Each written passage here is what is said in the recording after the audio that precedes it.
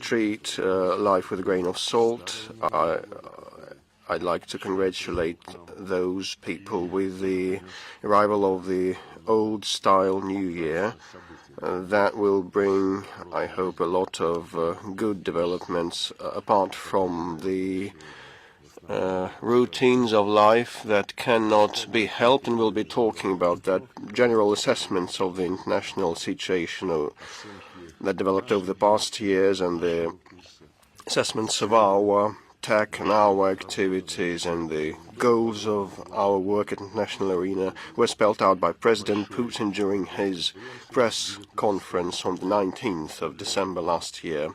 And prior to that, he had regularly touched upon the international affairs and different interventions of his during the call-in and the Valdai Club and on other occasions also, so I will not dwell on those developments that filled the essence of international life and comprised the gist of our initiatives in detail. I will only remind you that the current contemporary historical epoch is the one of a standoff between those who uphold the international law, key principles, and the world order that developed after the victory over Nazism and the Japanese militarism in the Second World War that was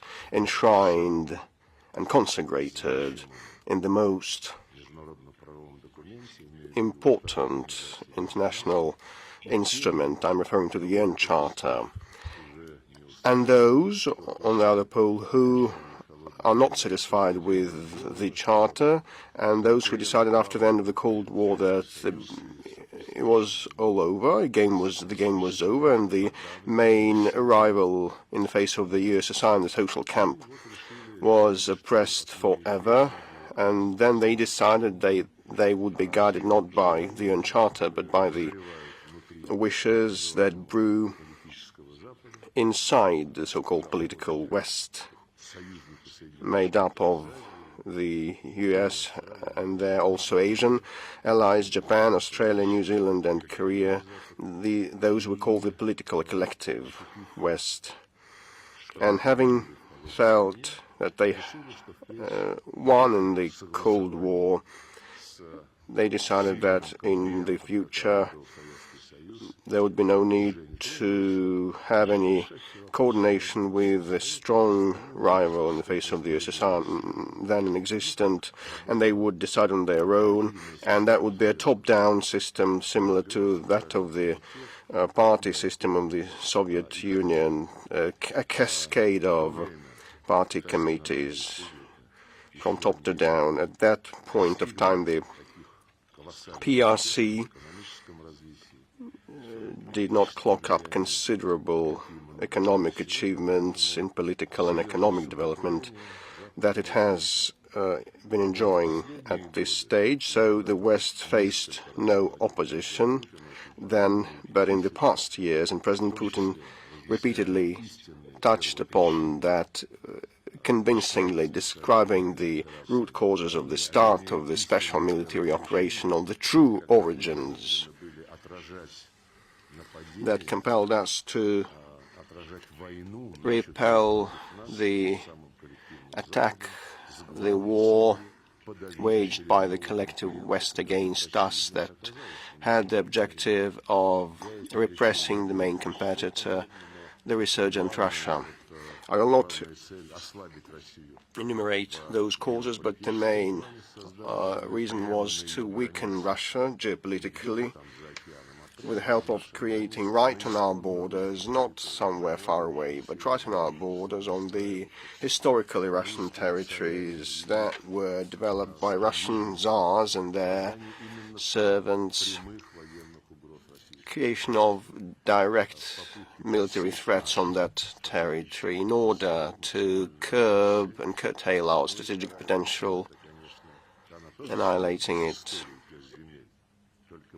as considerably as they can. And the second root cause was about people who lived on those lands for centuries, developing those lands, building cities and ports and factories. And the Ukrainian regime that rose to power with an unlawful coup d'etat were proclaimed those people terrorists, and that regime started a total sweeping attack against all Russian, offensive against all related to Russian language and culture that constituted the essence of life on those territories. And now we are seeing an apex of that battle, of these battles. I know that there will be questions on that, so I will not go into detail now. But once again, as they said in the Soviet times at educational establishments, the main contradiction of the current historical stage is the one between the proponents of multipolarity and the supporters of the UN Charter. On the one hand, those advocating for sovereign equality of states that requires all nations who ratified the UN Charter not to impose their will, but to prove that they were right and seek the balance of interests and come to terms.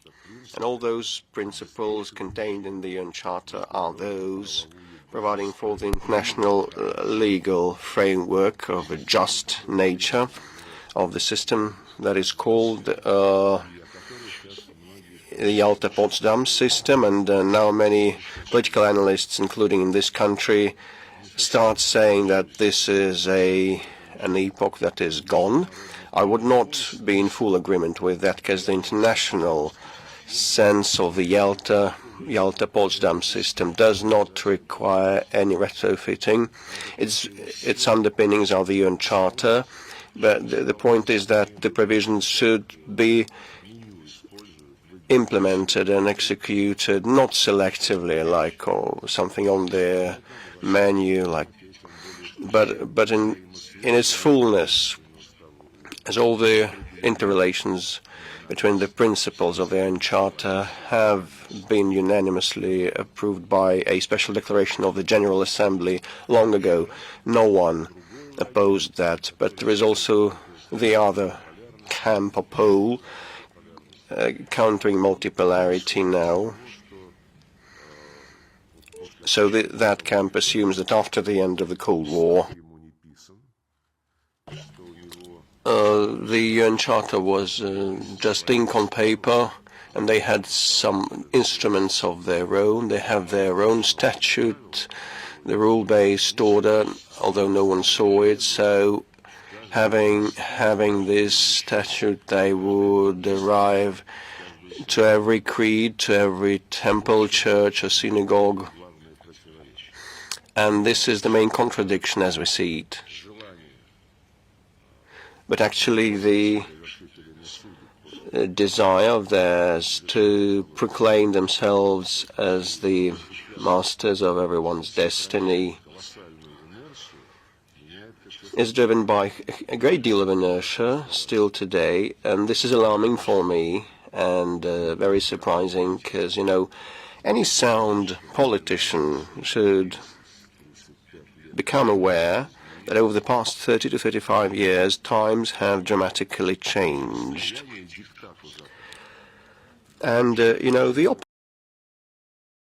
West is now reinstated, not in the face of the USSR, but, you know, in the face of the new emerging economies and financial centers, China, India, ASEAN, the Arab world, the American and Caribbean community, new Russia with its allies, together with its Eurasian Economic Union, CIS and CSTO allies, including also BRICS and Shanghai Cooperation Organization.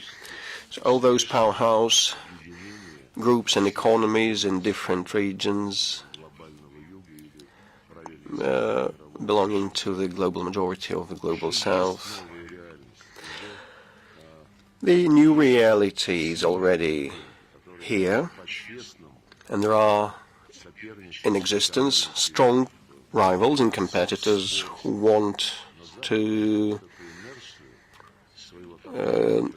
compete in sports and economy and other spheres, but the current elites of the West cannot overcome this inertia, and they are going downhill, trying to impede the path of their competitors everywhere. Like in the economy, the US proclaimed just recently a package, just today, a package of sanctions on microchips and AI, banning imports of those microchips to NATO and EU member states. So I have a firm belief that the United States needs no competitor in any field, starting with the energy, where they, in a headlong manner, give a go-ahead to perpetrate and pursue terrorist attacks that ruin the energy well-being of the European Union, and they prod their Ukrainian clients now to take out the Turkish stream as well. And the competition in the economy, or rejection of competition and aggressive, unfair methods of repressing their competitors, manifest themselves in the sanctions policies that became the basis of their international and foreign policy and affairs.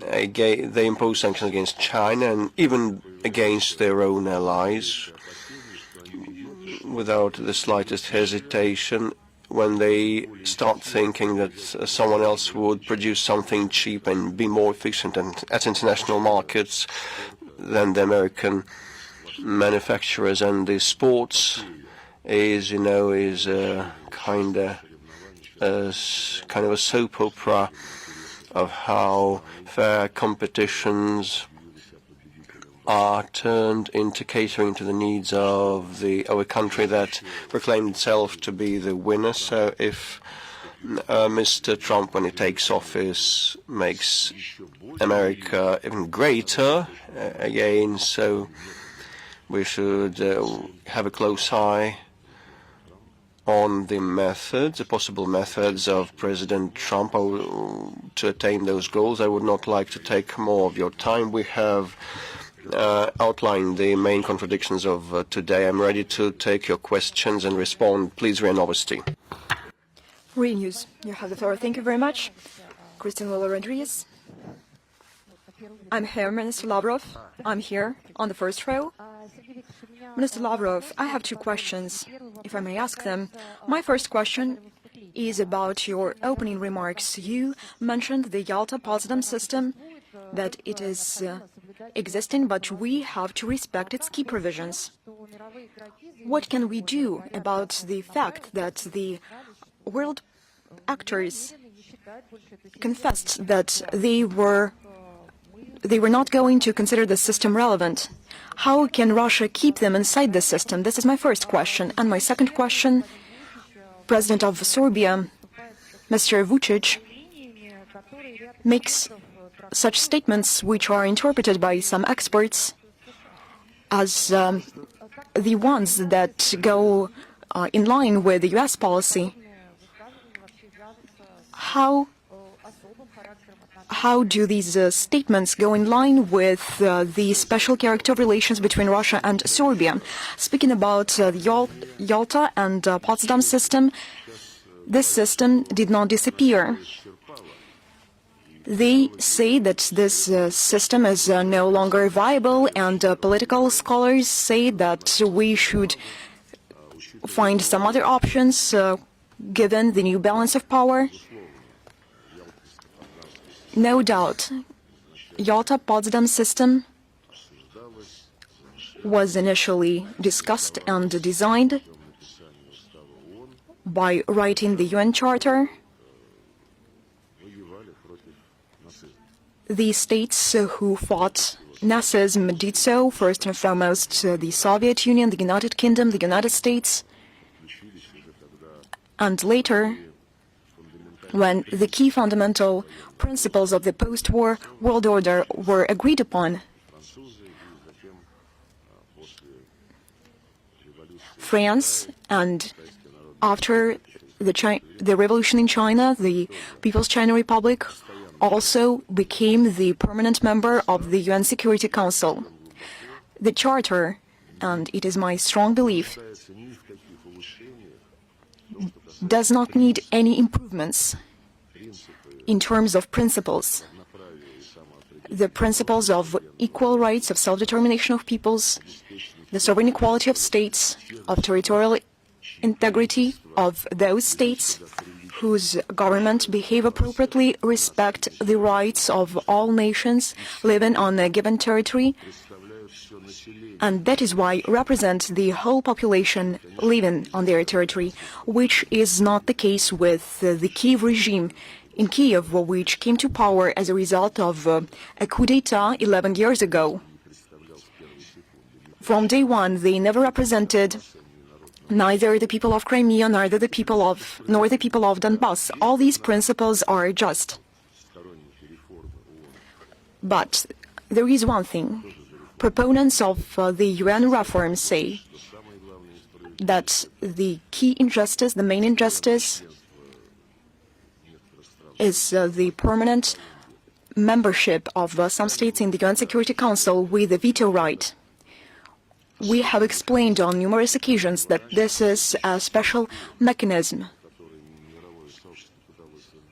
which was non-existent in the previous structures in the world community. There were no bodies, no international bodies with special rights, but establishment of the permanent members mechanism was the lesson taught by the League of Nations. There was one state, one vote principle, and this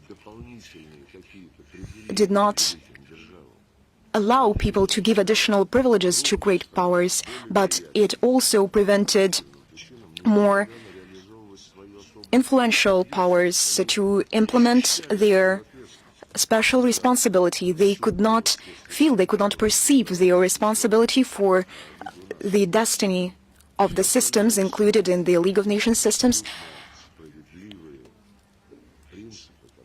All other principles are absolutely just, and they should be implemented comprehensively, not selectively.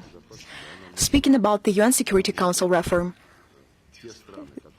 of course we need one, because those states who are especially responsible in world economy, in world finance, in world politics, and also in military scenarios, they are not represented in the UN Security Council. We have stated repeatedly that such states as India and China, I apologize, I mean India and Brazil, according to all criteria, they have deserved long ago permanent membership in the UN Security Council.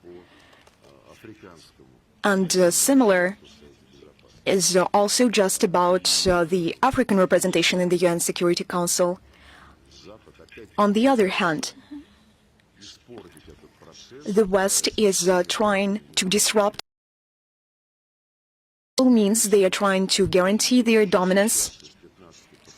And now, out of 15 permanent members, they have 6 representing the West, and the United States, among key candidates to the UN permanent presidentship, they name Germany and Japan. They have no independent voice in world policy.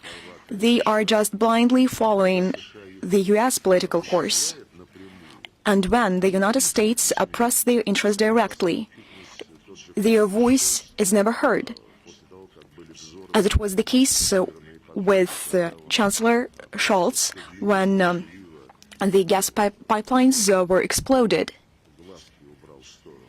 He just shied away from this question. He looked away from it. This is also the case of Japan, which is fully dependent on the United States. It is unfair.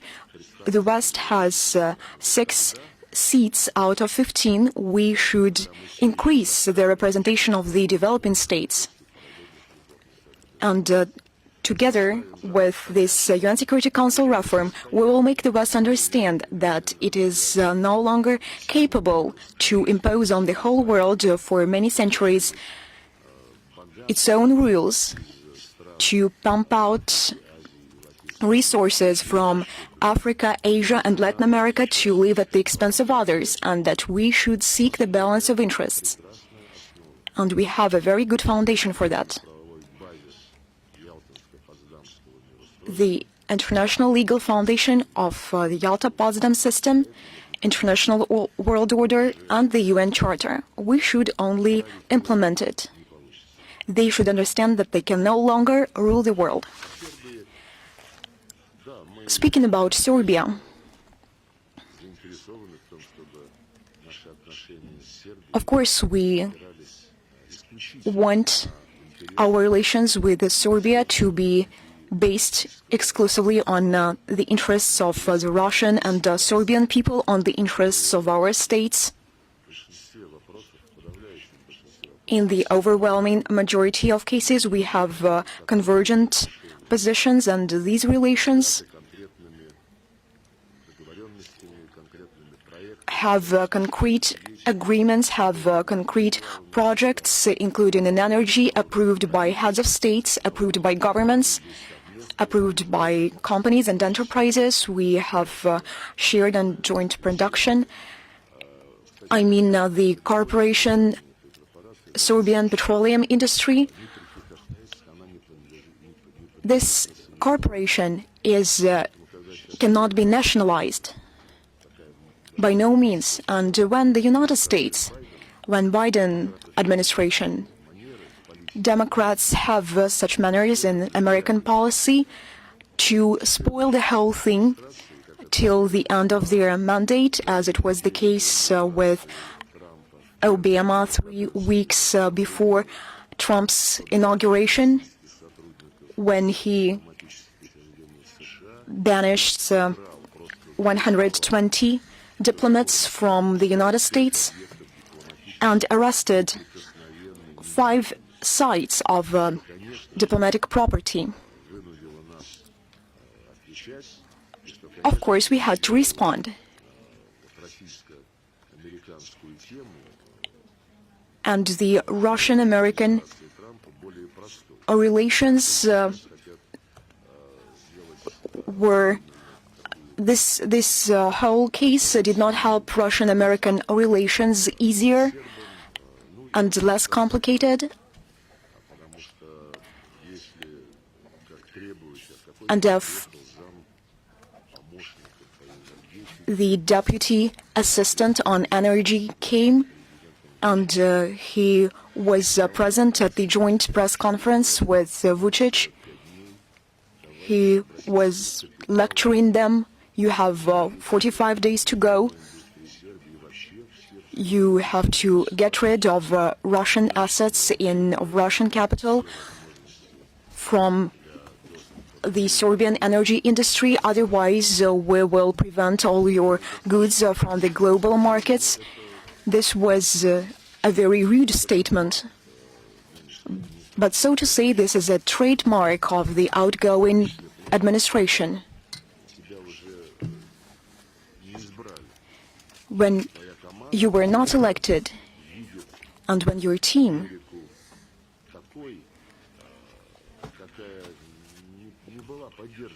which understands that this kind of the United States was not supported by the overwhelming majority of Americans, not from the political point of view, but from the moral point of view. You should just wait before the inauguration. You should understand that your people want a different kind of policy. No, they are unwilling to do so. They want to spoil the whole thing. let me reiterate that we have a very rich history of common fight against Nazism with Serbia. For the right of people to self-determination, we support each other in the framework of international organizations. Of course, we see that they are twisting the arms of Serbia. And when President Vučić says that we will not divert from our course to the EU accession, and in response, he hears they say, we are waiting for you here, but first you have to recognize the independence of Kosovo. They are encouraging Serbia to make an act of self-humiliation, and also they want them to join the sanctions against the Russian Federation. Simultaneously, they want not only self-humiliation, but they want them to betray their ally. President Vučić has repeatedly stated that this policy is unacceptable, which is being pushed forward by Europe, the European Union, which is being approved of by the United States.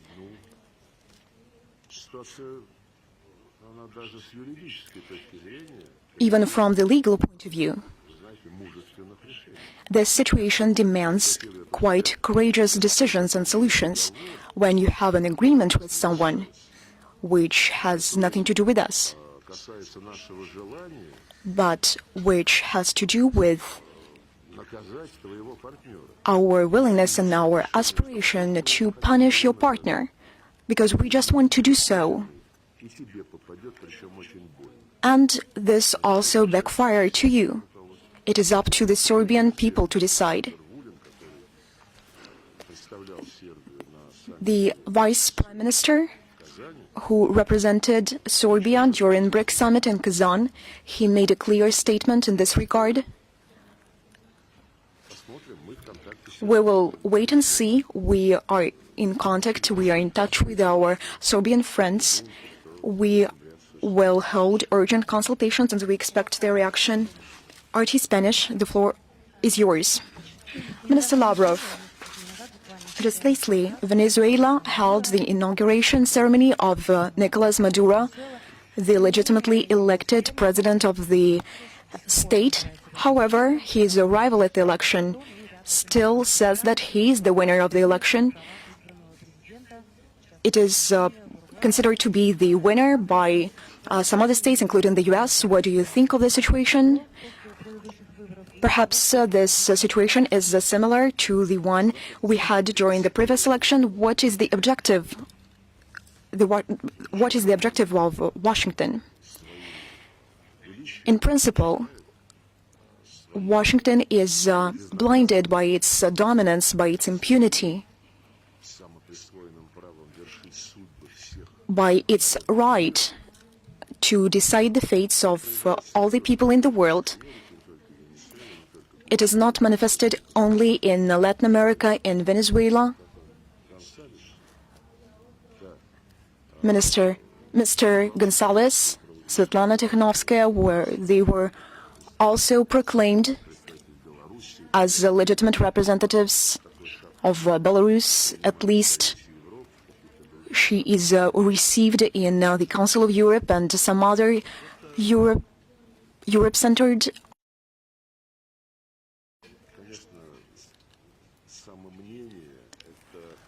This is what they think of themselves, and this means that they despise the whole world. This is a shameless statement. When we say democracy, this means only one thing. I will do what I want. Like Blinken put it, those who do not listen to us, they won't be invited to the democratic table. They will be on the menu. This is the clear manifestation of what they are doing. And they believe that they are entitled to decide the outcomes, the results of the election. Well, a state has a right. It's not an obligation. Those who are OSCE members, they can invite international observers. It is not a necessary thing to do from this Human Rights Bureau. They can invite it from any parliamentary assembly, from any other organization. The way they responded to the elections in Moldova, I'm not going even to describe how they organized the whole process to prevent half of the Moldovan population to vote who are living in Russia, and how to do everything possible to provide an opportunity for Moldovans living in the West, quite in a free manner, to give their votes in favor of President Sandu. Just look how they are tormenting the Georgian people. They are accusing us, they are accusing Russia. The OSCE observers found no serious and grave violations. This means that the process was legitimate and just. Take the case of Romania. It is a shame. I don't even know, maybe the so-called President González and Guaido follow the example of the former Georgian President Zurabishvili. In a very severe terms, 2 days before the inauguration of the new president, that she was not going to leave. She was going to be the only legitimate source of power in Georgia. She would remain in the presidential palace giving orders. The following morning, she left anyway. And she was employed by a political think tank. It is not an easy thing to comment on the subject, because it is nothing but dictate, nothing but hypocrisy, disrespect for people, and overestimation of intellectual capacities. But we have to teach these people. Xinhua, you have the floor.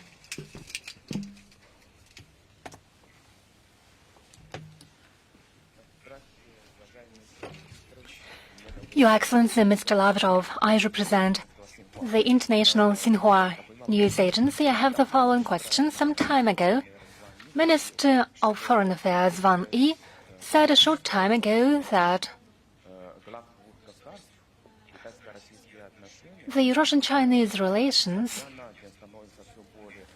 are getting increasingly mature, stable, independent, and strong from day to day, and it is a benchmark of friendly relations between large powers and neighboring countries. How would you comment on this? What do you think? What is the secret of stable development of our bilateral relations, and what are your expectations of bilateral cooperation for this year? Thank you.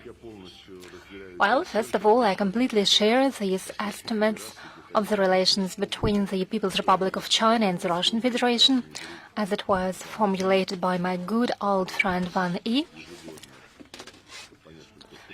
We held several meetings annually, and all these meetings are rather useful. They contribute to reaching specific agreements in the follow-up to the tasks that are being formulated and negotiated by President Putin and President Xi as regards our bilateral relations and our coordination on the global arena. There are no doubts that Russia-Chinese relations are one of the stabilizing factors of the modern international relations, as well as processes unfolding, in particular in order to incite confrontation and hostility in international affairs. Something our colleagues and our neighbors from the NATO are doing, led by the United States. They are always willing to drive a wedge between us and to seed hostilities, be it in South China Sea or be it as they formulated now in the Indo-Pacific region, including also in the Middle East, everywhere. The US have hundreds and hundreds of military bases everywhere, so it wouldn't take a lot of effort to incite a dispute, but we can see their schemes everywhere. They try to create destabilizing and confronting schemes everywhere, and after that they simply look at how countries that pretended to have some influence in the region spend their efforts, their money, their time due to such provoked crises in order to settle these disputes, while the United States get increasingly more dividends, as they did during World War I, World War II, and in a similar way, the greatest burden of war against Russia with the hands of Ukrainian was put on the European Union. Leaders of the European Union, including France, Germany and Italy, have to keep silent. Some people from the opposition, like Alternative for Germany and the Sarah-Wagenknecht Alliance and the National Front in France, the opposition do ask why they spend so much money while the poverty level is growing, while they see deindustrialization, when industry is fleeing to the United States because the US has taken steps to make sure that taxes are lower in the United States than in Europe, and energy costs about 4 times less than in EU. Well, I don't know, in California the damage is estimated at $250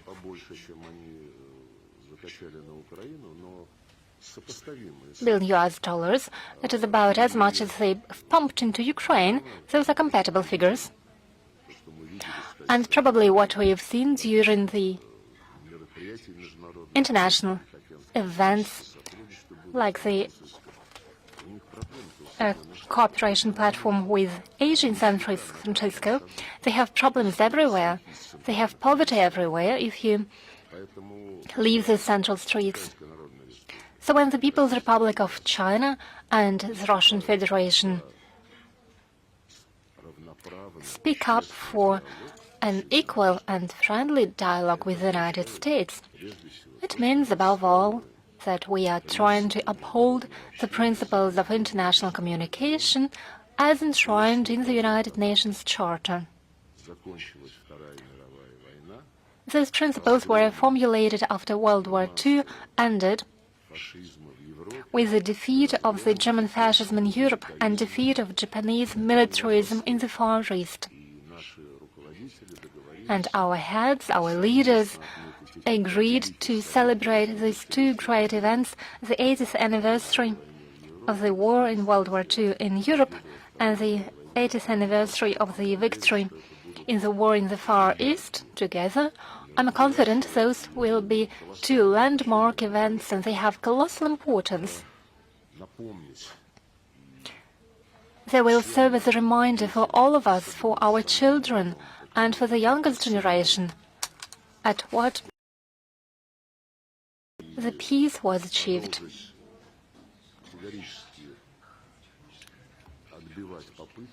So we have to continue opposing the attempts to rewrite history and put equal blame on the Nazis and those who liberated Europe, those who liberated the Far East from Japanese militarism and the Eurasian continent. It is extremely important.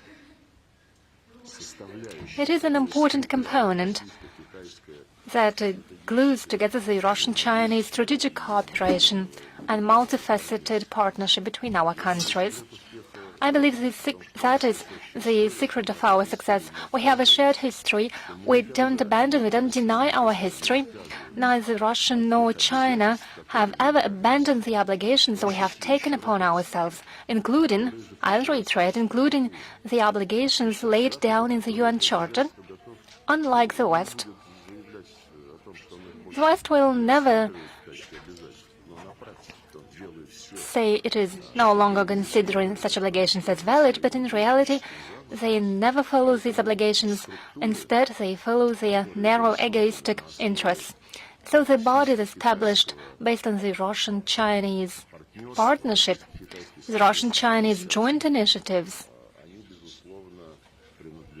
undoubtedly belong to the new type platforms without those who lead and are being led, without masters and those who obey the masters.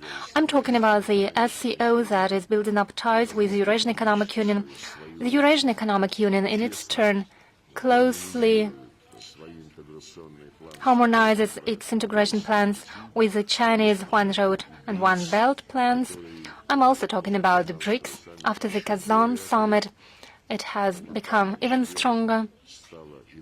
Indonesia has become a full-fledged member of our grouping. We actively supported it during the Russian chairship. Another 8 countries have become partner countries. We are developing close cooperation and interaction between the Shanghai Cooperation Organization and ASEAN, as well as many other groupings and unions. We are doing so based on consensus, but obviously the Russian-Chinese tandem contributes to promoting all these processes in a rather efficient way with support of all other participants. So the international significance of our bilateral cooperation, our partnership and our plans for the future is huge. It is enormous, and I'm confident that these plans will be implemented.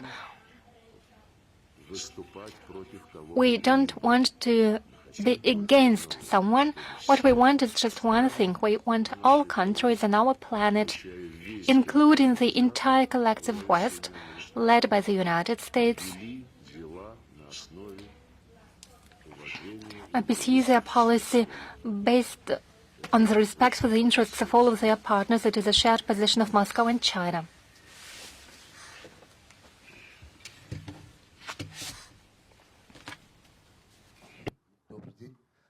Good afternoon. Mika Badulan, Armenia. Your Excellency, Mr. Lavrov, I would like to ask you a question about the situation in Armenia. We see that they are trying to make sure Armenia goes the wrong path, and it becomes a hindrance to its very existence. It is being done to the detriment of centuries-long Russia-Armenia relations, and in the interest of Europe. We all know that Armenia has blocked its participation in the CSTO, and we also know that Armenian authorities ignore a number of events held on the Russian platform. At the same time, a short time ago, just recently, Armenian authorities started dragging Armenia into the European Union. It announced a referendum on the membership in the EU, and today we learned that Armenia is going to sign a document on strategic partnership with the United States. All of this is happening against the backdrop of real threats coming from our neighbors. It's happening against the backdrop of a growing likelihood of a new war. How does Moscow see the situation in Armenia, and what's your assessment of the developments? And a second question, if I may, regarding the 80th anniversary of the great victory that you have just mentioned. It is a great victory, it is a shared victory. The contribution of the Soviet people, including the Armenian people, to this victory was quite significant, as we know it.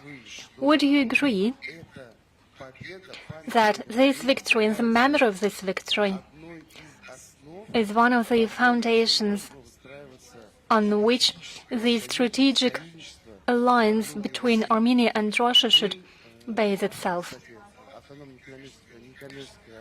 The autonomous non-profit Eurasia organization, I'm a member of this organization, is very active. It has been very active over these 7 months in the Eurasian space. We are actively promoting the preservation of historical memory. We try to uphold traditional values. And I can say for sure that there is a broad interest for this initiative coming from our young people. In October, we held a large-scale event in Yerevan. It was attended by more than 1,000 Armenian students. Not only did we celebrate the holiday, but we also paid tribute to the victory in World War II. We laid flowers to the eternal flame. Thank you. While answering to your second question, it is something sacred for all peoples, primarily of the Soviet Union. They faced attempts of genocide on the part of Hitler occupants, but it is also sacred for all of those who fought as part of the army or partisan units of the countries and partisan movements, those who tried to uphold the truth, those who fought against a Hitler army. In many countries, Nazi collaborators tried to commit attacks against those people. We never forget it. These parallels are obvious. Napoleon seized Europe and used it in order to go and win Russia. And the same happened with Hitler Germany, when dozens of countries, occupied countries that were occupied by the Germans, sent their militaries in order to destroy the Soviet Union. And by the way, when Biden made his recent statement on the foreign policy, he said proudly they have managed to strengthen the NATO and the allies. He said 50 countries were recruited in order to help Ukraine, as he said, but in reality they fight against Russia. So history repeats itself. Everywhere there are elements of superiority. The sense of superiority, as well as a wish to pursue what is called Bonapartism nowadays. During Hitler times it was called fascism, and Nazism also serves as a banner for those who once again tried to destroy our country. So these anniversaries are sacred and something that's been done by the public organizations, in addition to what is being done by the governments, is extremely important. I know about your work in Armenia, not only in Yerevan, but also in other countries and in villages, in other cities and villages. Our embassy actively cooperates with on the tracks where we can combine our efforts. I'm talking about the Immortal Regiment, the Victory Dictation, and the Garden of Remembrance, and similar campaigns. Those campaigns try to make sure that we talk to the young people and prevent them from forgetting the history. Our diplomats take care of the burials and memorials. And on the whole, We don't have the slightest doubt that the peoples of Russia and Armenia are friendly and brotherly nations. And the relations between our countries will always base on these reciprocal feelings of friendship. As for today's relations on the official level, they are not easy. You've mentioned just some facts. We've already commented on them. For example, when the law or government's decision was adopted to initiate the process of joining the EU, our Vice Prime Minister, Mr. Overchuk, is an experienced man.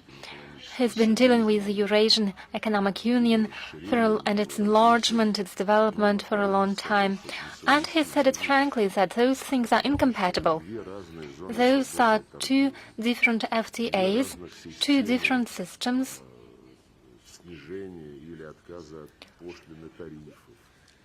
Related to duties and customs duties. They don't coincide. Let me remind you, back in 2013, after our multiple reminders, the then President of Ukraine, Mr. Yanukovych, pointed to the fact that negotiations that had been conducted with the EU for a long time then about the Ukraine's association with the EU, that those negotiations implied that some parameters are to be adopted, and if they are adopted, there will be in direct contradiction with the CIS standards. And by the way, Ukraine enjoyed these rules as member of the Community of Independent States. They were close to zero. With the EU, in trade with the EU, Ukraine had significant trade barriers with the EU. The duties were relatively high. When we were joining the WTO, we traded significant elements in order to protect our services. If Ukraine continued having zero tariffs with the CIS states, and if it were to obtain similar zero tariffs or close to zero tariffs with the EU, it would mean that the goods would flow from the European Union through Ukraine to our territory without any tariffs. That's something that we explained to the Ukrainians. When the Yanukovych government became aware of that, and when they figured that unless they did something, we would impede Ukrainian imports to Russia and they would suffer, bearing in mind that a lion's share of their trade was with CIS, not Europe, they just then asked to postpone the association agreement signature by several months to think it over. And actually, our proposal was to sit down together with the European Union and Ukraine, with the European Commission and Ukraine, at a table and think whether Ukraine could get benefits from the association agreement and not lose the benefits from the CIS FTA. And José Barroso, quite a haughty person, and he then said that was none of your business. He said we don't interfere with your relations with Canada. So anyway, coming back to Armenia, the decision of the legitimate Armenian leadership to start accession to any international group where they are wanted is their sovereign decision, but, weighing up all the pros and cons also would be the responsibility of the Armenian government and those in charge of their economy. in the cabinet. You mentioned that Armenia blocked their CSTO participation. They just failed to participate, but actually, officially, they stated that did not mean that they had blocked or would block any decision-making where consensus is required. So the organization is fully operational. And back in autumn 2022, we approved the mandate of CSTO observer mission to play a buffer role on the border.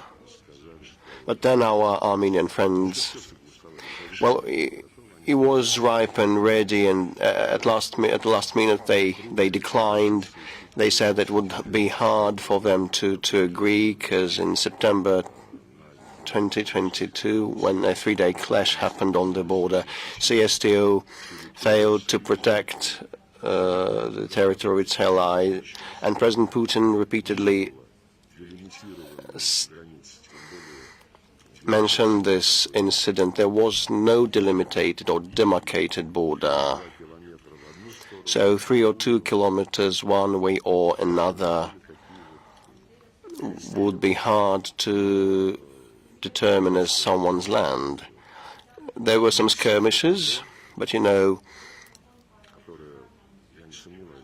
this rejection of the CSTO mission that I believe would be efficient, well, it was their sovereign decision too, after all. At the same time, they invited an EU mission there for 2 months period, and later the Armenians, without asking advice of Azerbaijan, made this accord termless, and then Canada joined in, and this started meaning NATO's engagement, and we believe those people there have been looking into matters that are not relevant for Armenia, but rather of interest for some Western groups. Yesterday, Ararat Mirzayan signed an agreement with Secretary Blinken on strategic partnership. Well, this, after all, again, is a sovereign decision by 2 states. So it doesn't matter, well, not the fact or the title matters, but, you know, the consequences.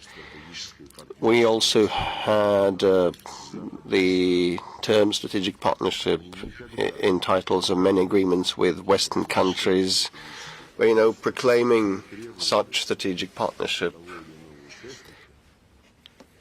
we never required this or that participant to act against a third party. In peaceful times, well, I'm not speaking about the Great Patriotic War, which is quite a different thing, but in the after-war epoch, no agreement ever spelled out that once we are strategic partners, you should join sanctions. And probably they would demand Armenia to do so, but dialogue continues with Armenia. Mr. Mirzayan has been invited to Russia, and he has accepted the invitation. We expect him to come shortly. Sky News.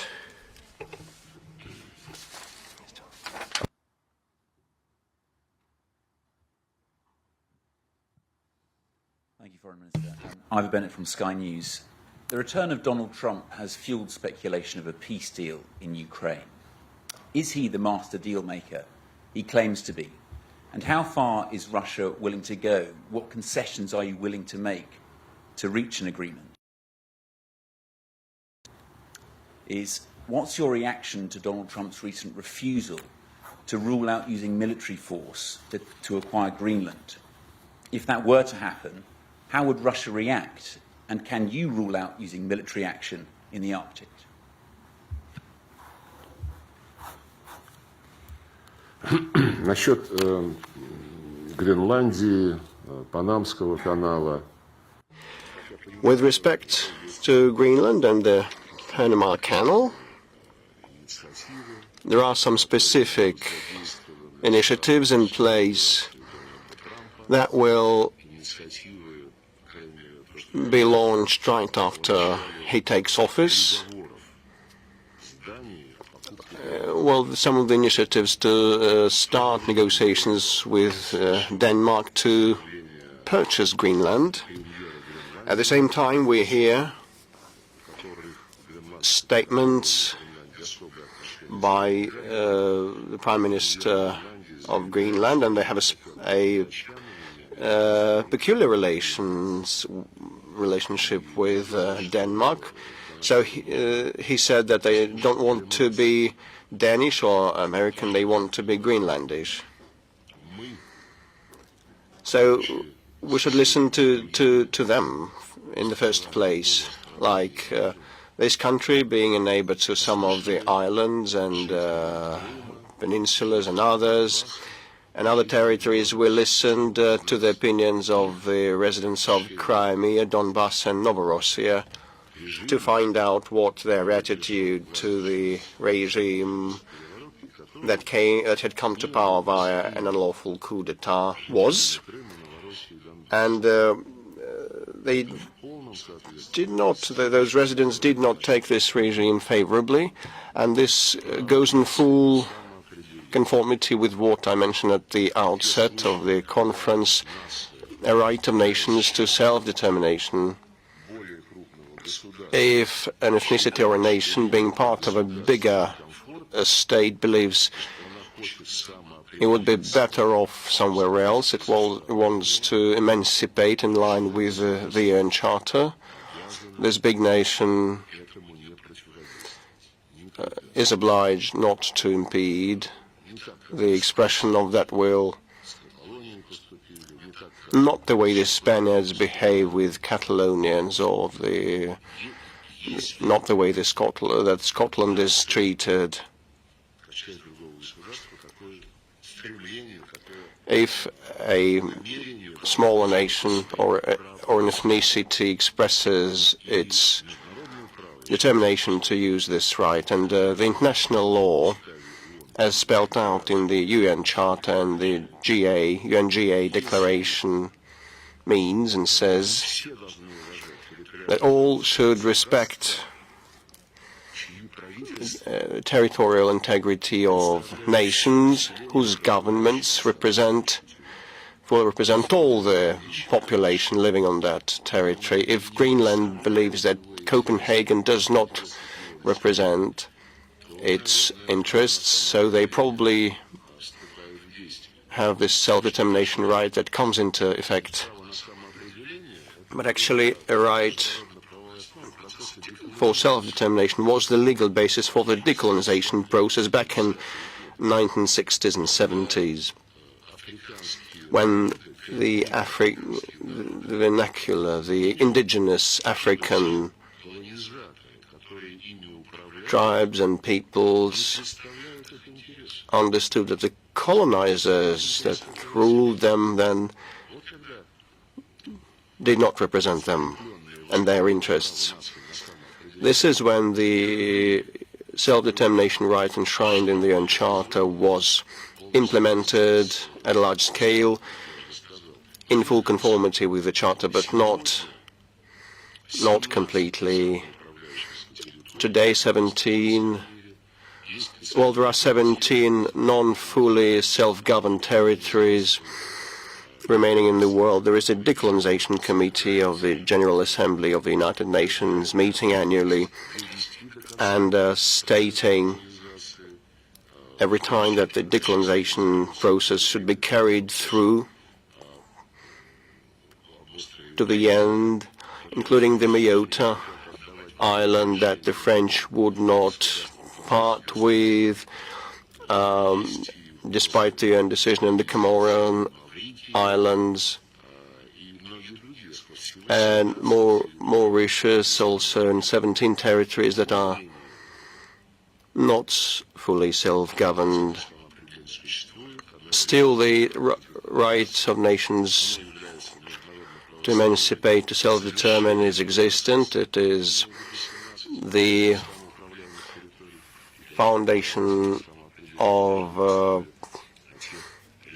the decision to finalize this process of decolonization, and inter alia, this right is pertinent of the decisions by the Crimean residents and the residents of Donbass in favor of self-determination back in 2014 and 2022, similarly to the African peoples that did not believe that the colonizers represented them. Now the Crimeans, the Donbass residents and the Novorossiya residents could not perceive the Nazis that came to power through a coup d'etat to represent them and cater to their interests and needs. So them Nazis, having seized power, proclaimed that they would eradicate the status of the Russian language in Ukraine, and they did so, and they banned laws, and they enacted laws banning the Russian language long before the special operation started. In the West, everybody is obsessed with the human rights, and no one said a word there then and now. Well, you know, human rights are reflected in Article 1 of the UN Charter.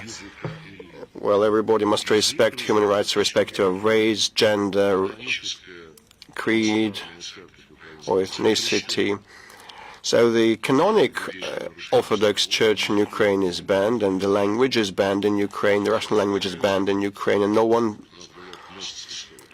pays heed, although the West is so particular about the human rights, using every pretext to tout them. And, you know, in this case, day-to-day life of those people in Donbass was distorted and ruined, and everybody kept silent on that. So when President Trump, when he becomes president and takes office, comes up with his clear position on Ukrainian matters, we definitely will study and entertain that. And what is being said currently is being said in the run-up to the inauguration and major things. So, as Donald Trump has himself said, he should first take office and become the lodger of the Oval Office.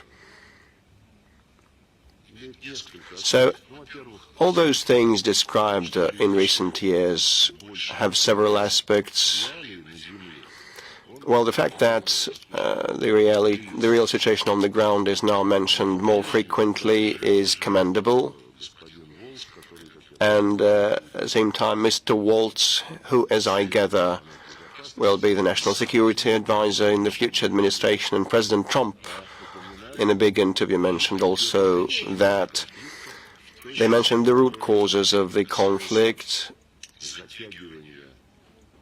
in the respect that dragging the Kiev regime into NATO, despite the accords reached by the USSR and the United States in the past and later during the OSCE talks, where it was decided on top level by consensus, including presidents like President Obama in 2010.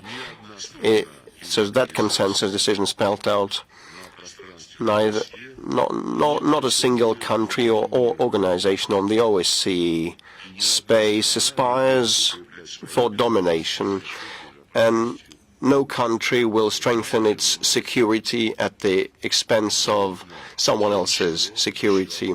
And NATO has been doing what it promised not to do, exactly. And now Trump has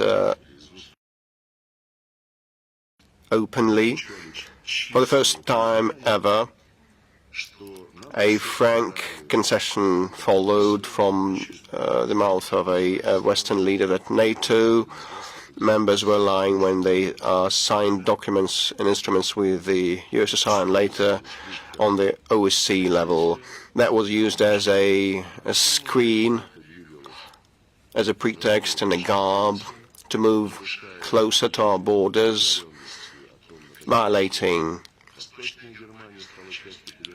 the agreements and on the terms of East Germany becoming part of West Germany, and NATO moved their infrastructure, military infrastructure, to our borders, and they planned military bases in Crimea and on the Azov Sea. We all know that, and at the end of the day, finally and eventually, after 2 years,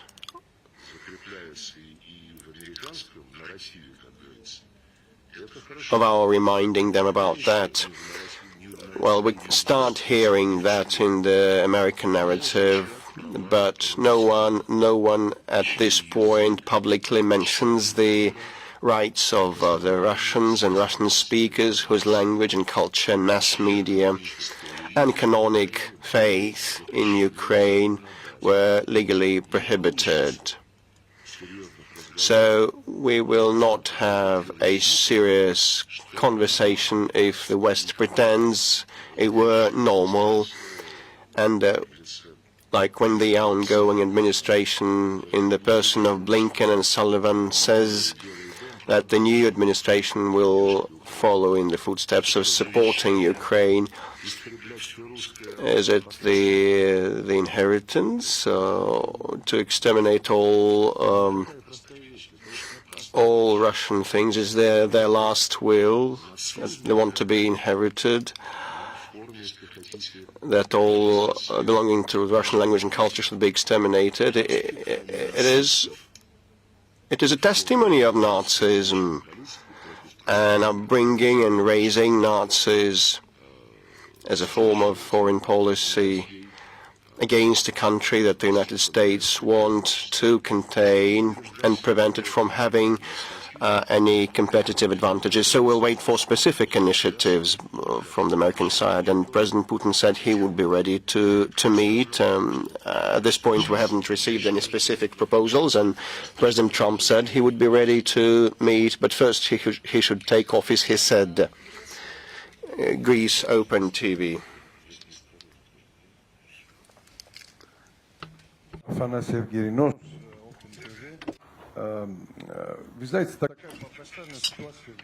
You know, there is a paradox in Europe.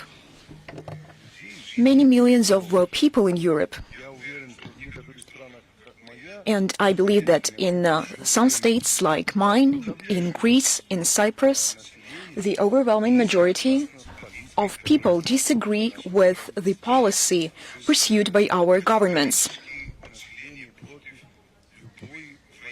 The people strongly disagree with any kind of military escalation unleashed by anyone. Unfortunately, there is a paradox. With our own people, our government doesn't think it necessary to agree to align their policy with the opinion of their own people. Some governments even say that foreign policy is determined by some other factors and not by the will of their own people. That is why I would like to ask a question. Russia is a part of this shared European continent. What do you think? Will we ever be back on a normal track on our shared European continent? And one more detail. You are the most experienced diplomat in the world. And quite often you were involved in the Cyprus case. Now they are speaking about the new round of this negotiation process in Cyprus. Do you have any expectations? Recommendations maybe to those who will lead this? I will begin from your second question. I dealt with the Cyprus settlement when I was working in New York. The president of Cyprus came annually to the UN General Assembly. Annually, he invited the ambassadors of the 5 permanent states. We spoke how we could implement the principles enshrined in the UN Security Council resolutions. We also discussed the failures on our way towards the resolution of the Cyprus crisis. The last attempt, the Kofi Annan plan, I don't remember the exact date when my good friend, may he rest in peace, Kofi Annan, my good friend, the brilliant Secretary General, he took a risk and he came up with a plan which would somehow change the decision made by the UN Security Council that the future central power and the eventual unified state would be weakened. Greek Cypriots would have less power,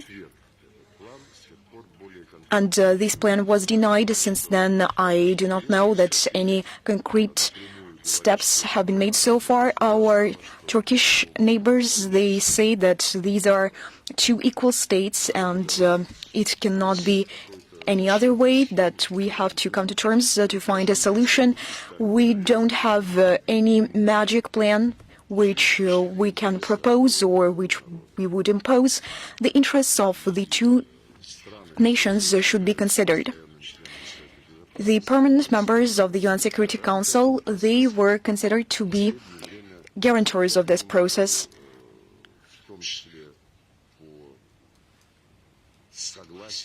But with the consent of Nicosia, this group of five doesn't come together to negotiate. The authorities of Cyprus, as far as I can suggest, with the United States. We want only one thing.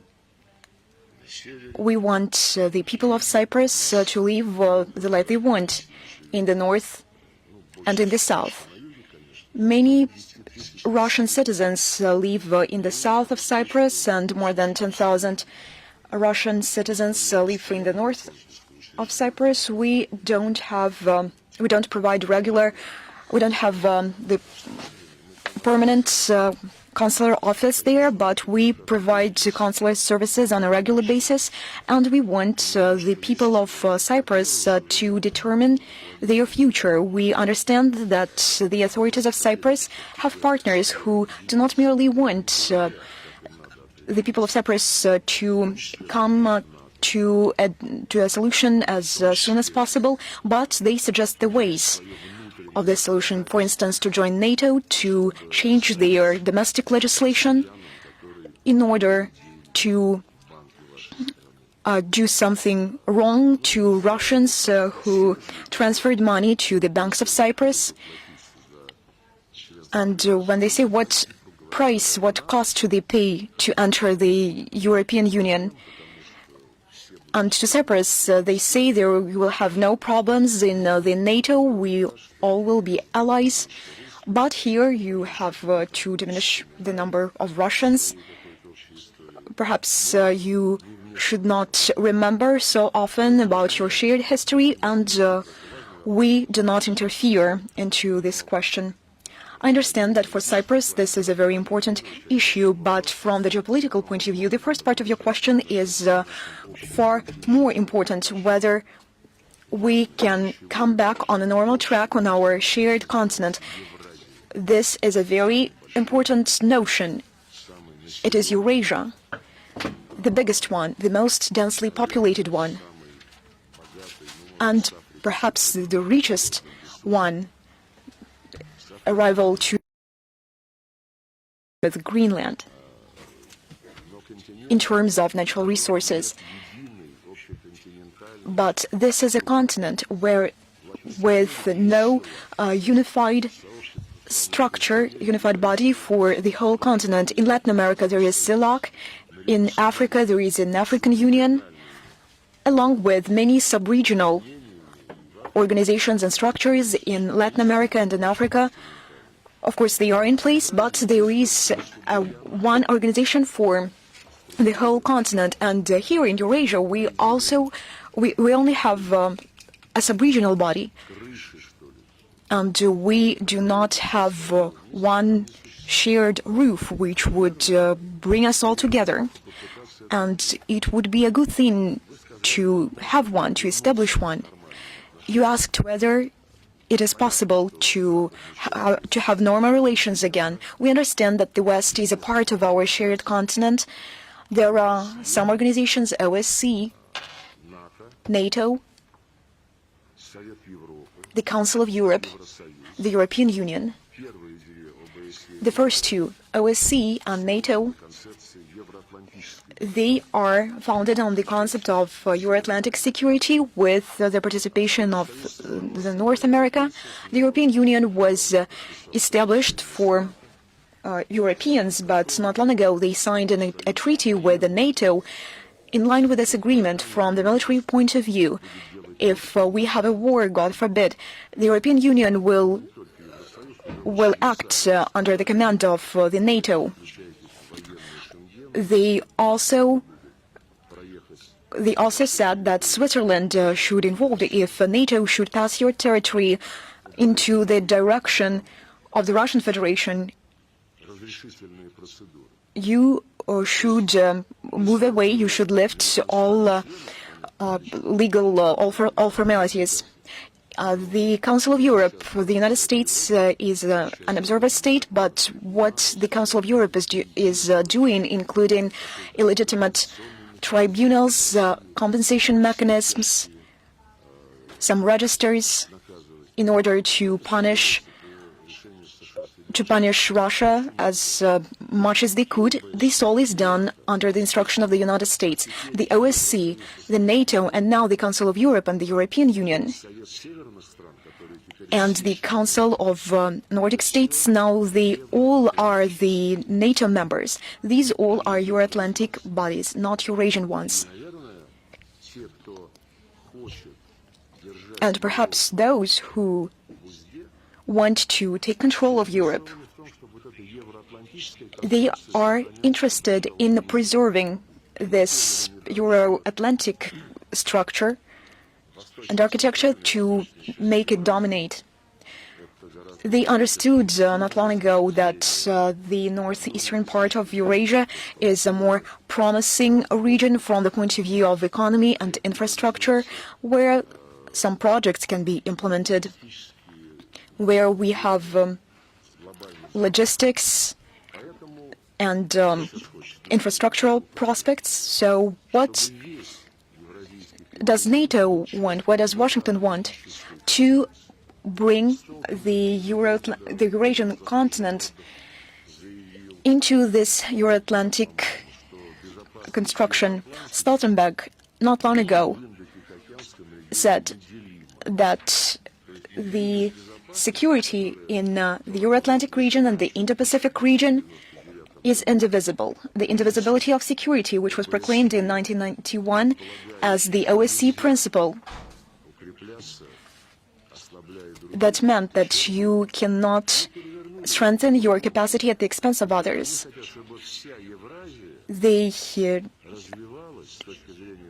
Now they treat this differently. They want Eurasia to develop in line with Euro-Atlantic parameters. The Indo-Pacific region, they have AUKUS there. They have the Group of Four, Japan, Korea, Australia, New Zealand. They have Quad with the participation of India. The Quad, Americans want to make it political and military organization, and our Indian friends understand this perfectly well. Also, they have the arms, they have the military capacity of Taiwan, attempts to involve the Philippines not into the activities of ASEAN, but into the efforts taken by these bloc constructions led by the United States. If we speak about the Taiwan Strait,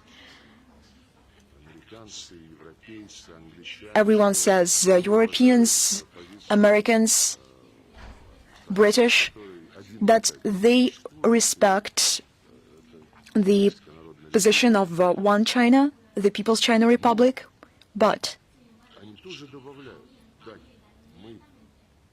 they add, we adhere to this position, but no one should change the status quo. And what is the status quo? Independent Taiwan. It is obvious, and the People's China Republic on numerous occasions points out to everyone who comes from the United States on a regular basis to Taiwan that this is an unacceptable thing to do. Likewise, it is unacceptable to receive delegations from Taiwan when they travel around the world. President Putin, speaking right here on June the 14th, besides our position on Ukrainian settlement that I have already mentioned, we need to resolve the NATO issue once and forever, and to restore the rights of the Russian people, the right for their religion, for the language, which were exterminated. In this very hall, he spoke about the need to build the Eurasian architecture. The Eurasian architecture, which will be just like the African Union, CELAC, which will be open for all countries on the continent.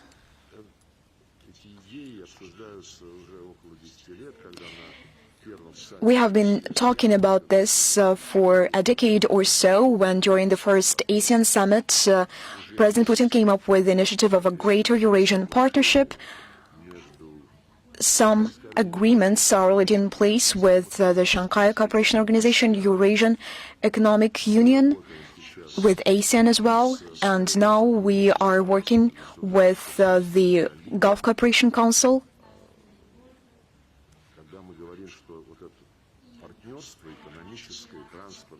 When we speak about this partnership, logistics, economic partnership, when we say that it should be open for all countries on the continent, we mean that in this case we use all the benefits we have, and we mean that the western part of the continent should also be involved. And somehow, and sometimes, they demonstrate their interest in doing so to promote the idea of the Greater Eurasian Partnership. We harmonize the programs of integration organizations which are in place. This process is underway. In the same vein, the Belt and Road Initiative is implemented, the Northern Sea Route, the Persian Gulf, Chittagong Port, Bangladesh, Mumbai, Far East. These are very promising projects. That's what we call a Greater Eurasian Partnership. And when this partnership gains ground, and we have all the premises to say that it will happen, this will enable us to set up more competitive, more efficient ways of economic exchanges. And this will become the material basis for the Eurasian security architecture. The dialogue has already been launched to discuss the matter in October in Minsk.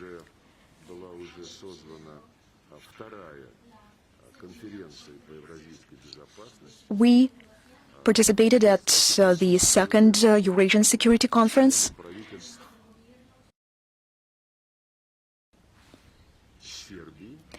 Which brought together also the members of government from Serbia, from Hungary. The Minister of Foreign Affairs took part for the second consecutive time, and they demonstrated their interest in this concept. Belarusians, as the hosts of this conference, now they are trying to do everything needed to make this conference a regular event. We supported their initiative to elaborate before the next session of this Eurasian Security Conference a draft of the Eurasian Charter for Diversity and Multipolarity in the 21st century.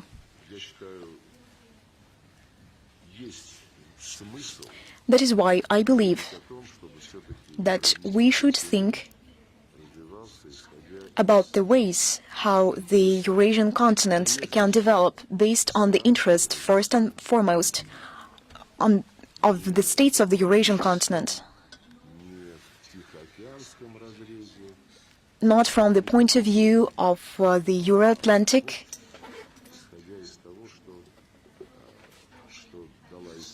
but just on the basis what history gave us and what nature gave us.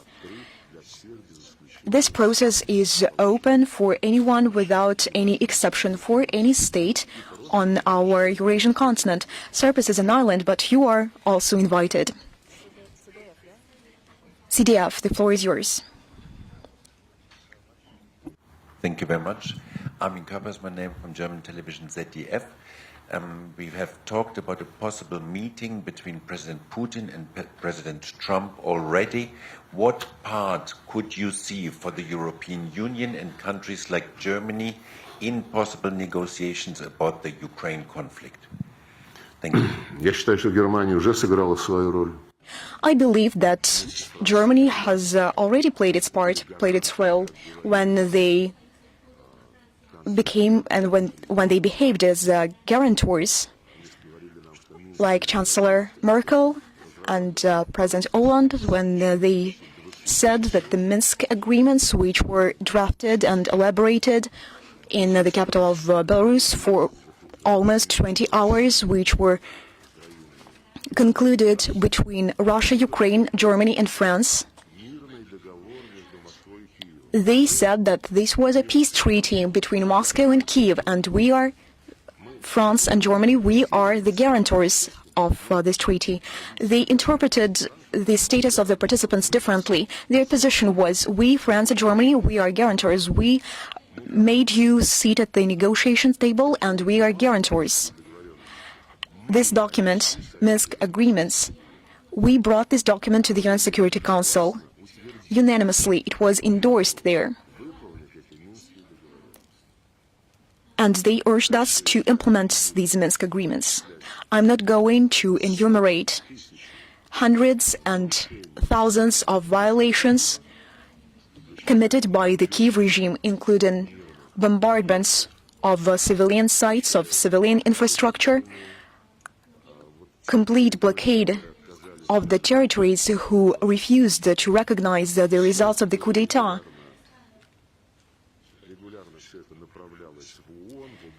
We submitted all these facts to the United Nations, to the OSCE on a regular basis, and France and Germany responded to us. We told them, you are guarantors, stop this, just stop this. Last year, Angela Merkel, when she retired, she said no one was going to implement these agreements. Neither them nor France nor the then Poroshenko president who signed the documents back at the time. They simply wanted to win a couple of years in order to better prepare Ukraine for a war. Well, we've already spoken about the Yalta and Potsdam system enshrined in the UN Charter. According to the UN Charter, UN Security Council decisions are necessary for implementation for everyone, and Chancellor Merkel said she didn't want to be guided by these provisions. Although she was one of the parties to this document. And to this document, a four-lateral declaration between Russia, Ukraine, France and Germany was attached. And this declaration spoke about a common space between Lisbon and Vladivostok, about our plans to build it. That France and Germany would help Donbass ensure and put in place a mobile banking. They haven't done anything of the sort. They also wanted to help lifting the blockade. It wasn't done. They wanted to facilitate negotiations in order to resolve the issues related to gas transport. They wanted to help Russia and Ukraine in this field too. Nothing of the sort was accomplished. So with all due respect to the history of the German people, I believe it has already made its contribution through the Chancellor Merkel's office and administration. And you know, Putin never denies any proposals of entering the contacts. Scholz has already called him on a couple of times. They had a telephone conversation recently, and Chancellor Scholz was proud of having made such a heroic deed. There have been several phone conversations with some other representatives of the European Union.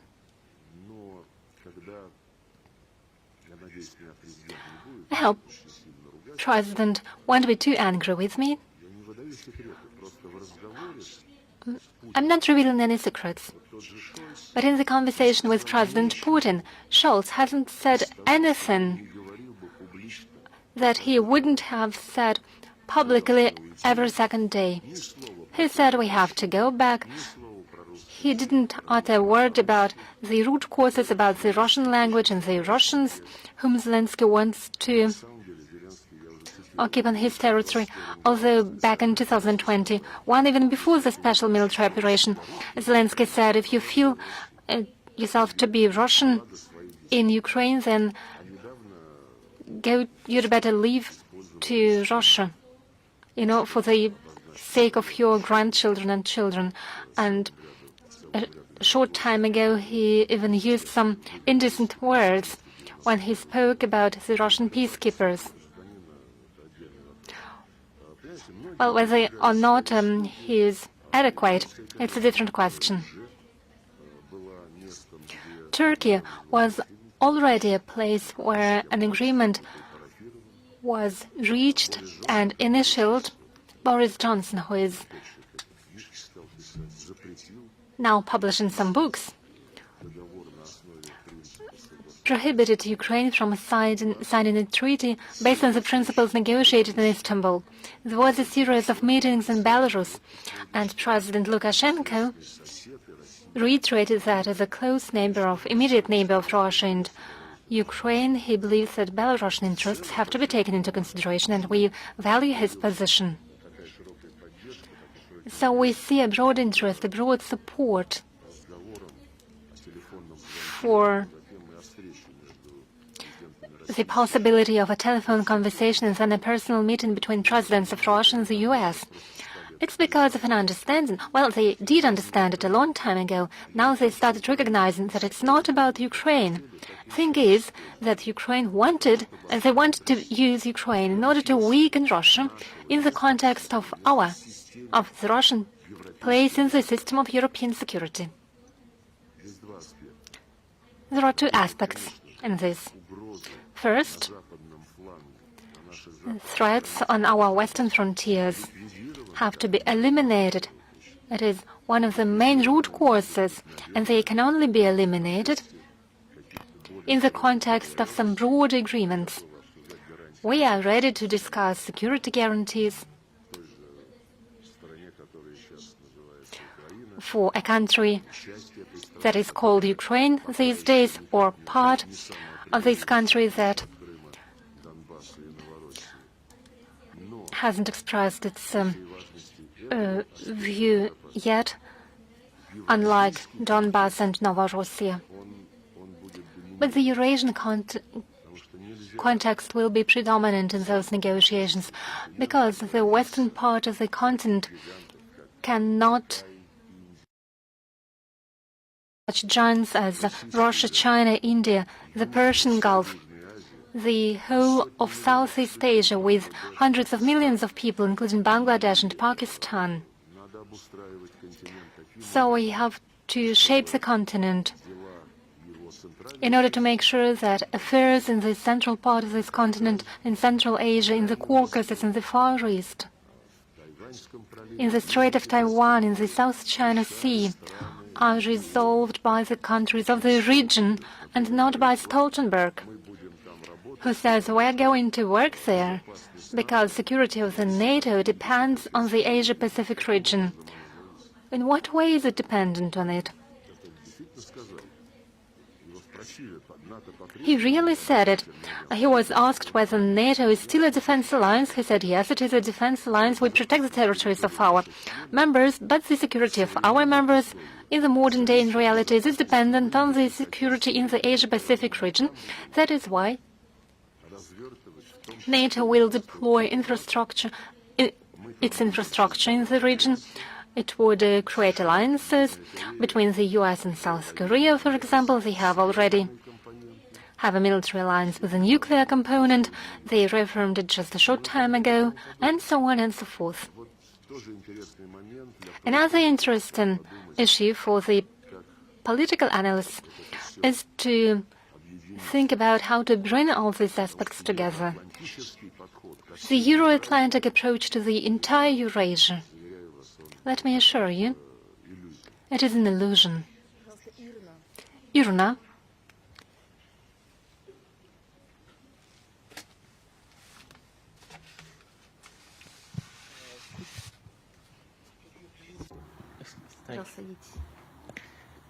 Could you please provide more information about the Iran-Russia Comprehensive Strategic Partnership Treaty? What messages does the treaty convey, and are there any concerns from third parties about it? Thanks. Осталось подождать. Well, it remains 3 or 4 days until the visit of President of Iran. It has already been announced. Our presidents will sign the treaty. Whether someone likes it or not, well, usually this question is asked by our Western colleagues, because they always want to find a topic in any issue that would show that Russia, Iran, Russia and China, DPRK, always do something against someone. And our treaty, just as our treaty with DPRK, is not aimed against any country whatsoever.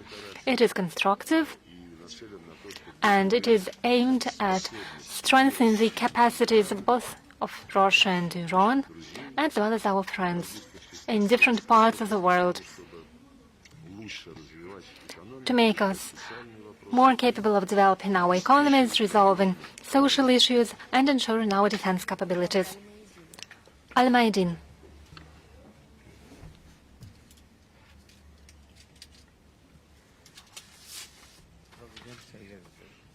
Good afternoon, Mr. Lavrov. We know that Russia is contributing to the development of multipolar world order. It looks like after Russia leaves the Middle East, a unipolar world order led by the US will establish itself in the region. What steps can be expected from Russia in the region? Particularly bearing in mind that the population respects Russia very much and is expecting Russia to play a role. Well, you know, you represent a journalist school. You made 2 statements. Russia has left the Middle East. It is something you don't assume needs any discussion. Then you say everything is ruled by the US, and then you ask what should be done. I would disagree with both statements. We are not leaving the Middle East. Yes, certain events have taken place in Syria. President has commented on them, as well as some of our representatives. And largely these events happened due to the fact that in the past years, in the past decade, starting from the moment when, upon request of the President of the Syrian Arab Republic, we sent our troops over there, and after we created the Astana format with Turkey and Iran, in which a number of Arab countries were involved. Over that period, there has been a slowing down of a political process. And probably there was a temptation not to change anything. We thought it was wrong, and we tried to push the Syrian leadership to making sure that the Constitution Committee that was established upon the Russian initiative back in 2019 at a special conference dedicated to, between the Syrian parties in Sochi, to make sure this Constitutional Committee that became inactive after 2 or 3 meetings to resume its work. However, the leadership in Damascus was not particularly eager, let me put it this way, to make sure it is operational and reaches an agreement.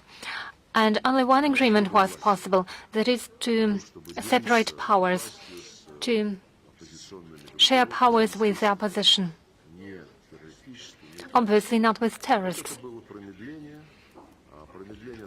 So time was lost, and in parallel social problems exacerbated. The sanctions imposed by the US stifled the economy. The eastern part, that is particularly rich in resources in oil, with fruitful soils, remain occupied by the US. And the situation is used in order to incite separatist sentiments in the northeast of Syria. We proposed our colleagues from the Kurdish organizations to help build bridges with the central power, but they were not particularly eager to do so. They thought Americans would stay there forever, and they would create their quasi-state there. We tried to persuade them that Iraq and Turkey would never allow a Kurdish state to be built. But it so happened that the Kurdish issue could explode the entire region. We wanted to make sure that Kurdish interests are ensured in the best way in Syria and Iran and in Turkey, obviously. So Damascus was not full of enthusiasm for negotiations. Kurds weren't either. Different platforms mentioned by the UN Security Council as immediate participants of the settlement prospects, such as the Moscow platform, the Cairo problem, a platform that was based in Istanbul. And in between of them, among them, there were only few contacts. And as a result, there was a vacuum. And in the vacuum, an explosion took place. We have to accept the realities. Our embassy hasn't moved away from Damascus. They have daily contacts, routine contacts, and we want to be useful in the efforts to normalize the situation, and it requires an inclusive national dialogue in Syria with participation of all political, ethnic, confessional forces, and with participation of all foreign actors. I've had contacts with our colleagues from Turkey, from the Gulf countries. They've just held a second meeting of the Jordan in Saudi Arabia with participation of Arabs, Turkey, and some Western countries.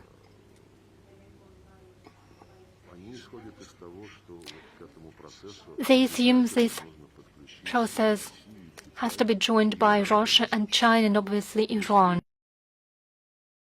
One is really willing to initiate a lasting process aimed at a real result instead of settling scores again with their competitors and rivals on the Syrian territory. So we are open for a conversation. The Astana format can play its role.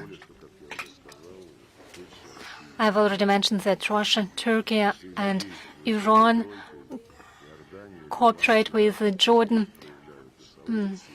Iraq, Saudi Arabia, Qatar, and other countries show interest.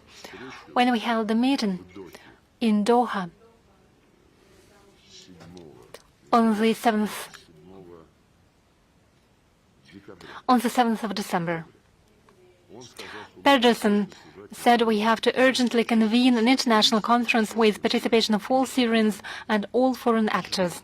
So we are looking forward to it. Reuters. Good afternoon, Mr. Lavrov. Next Monday, Donald Trump will be inaugurated as the 46th President of the United States.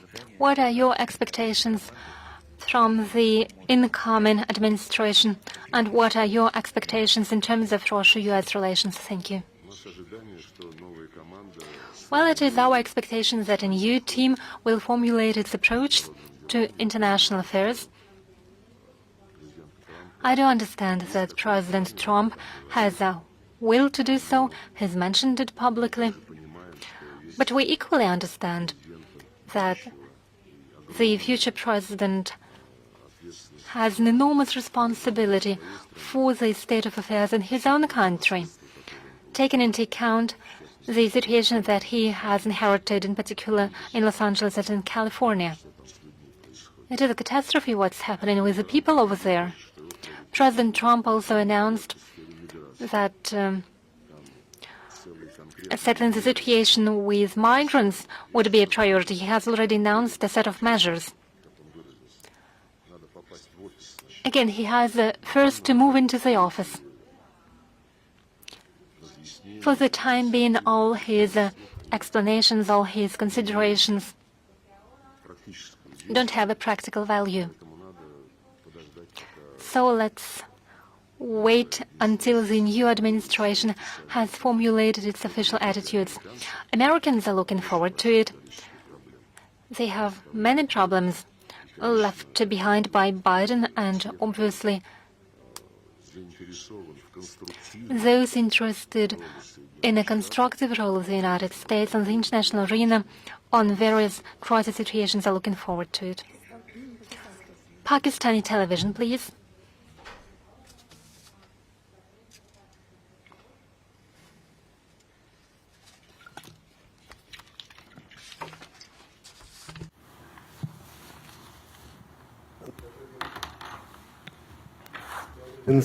Sergey Viktorovich, Morskaya doctrina Mr. Minister, the maritime doctrine of Russia believes that the Indian Ocean is a strategic area for it. How can Pakistan capitalize on its relations with SCO and BRICS countries? And where does this doctrine of Russia stand in, so that we could acquire long-term benefits? And how can you characterize today's level of relations between Russia and Pakistan? Well, I believe that we have been improving and enhancing our relations.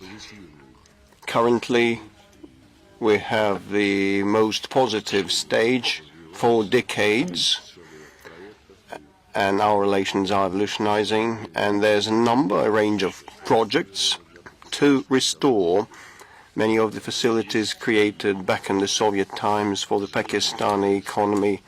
And we can see reciprocal interest to cooperate in the fight against terrorism. Pakistan is also a victim and a target, but that requires joining hands with your Afghan neighbors, with India and with other SCO member countries, because Afghanistan, Central Asia and Pakistan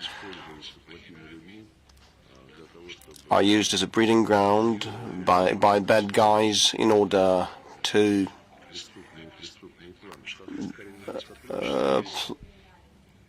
make and execute their malign and unlawful designs. The SCO has the anti-terrorist structure that works well and helps exchange information. And actually, the financing of terrorism is closely linked with drug trafficking and other organized crime. So for a number of years, we've been promoting an overture to establish a single center to fight new threats, including human trafficking, drug trafficking, terrorism, and other scourges. And in this, I hope this year we'll be able to execute that, implement that, and bring it into life. And I hope that all the organizational steps are important. But what is more important is to strengthen and build confidence inside SCO and within the Afghan format, the current Afghan format, Russia, China, Pakistan, and Iran. We are certain that engaging India would be the right thing to do.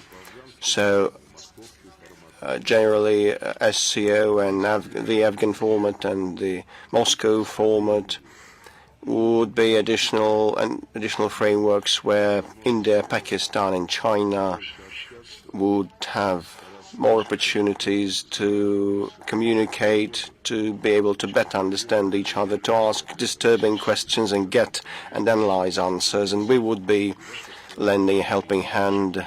We'll do our best to help. This is in the interests of us and the SCO and the region by and large. So I can see it is the Vietnamese news outlet, information agency.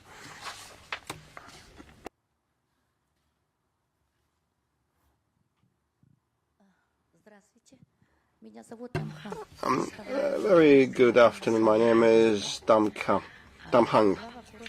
I represent the Vietnamese Information Agency. I had two questions. One of them was already voiced, so only one is left. Well, the Prime Minister of Russia, Mikhail Mishustin, is currently paying an official visit to Hanoi. And the focus now is on whether Russia participates in the NPT construction of what? A nuclear power plant on Vietnamese soil. The project was designed 10 years ago. If a positive decision is made, how shall the situation change for the bilaterals of Russia and Vietnam? Well, the main change in the bilaterals would be a positive decision on the NPT construction.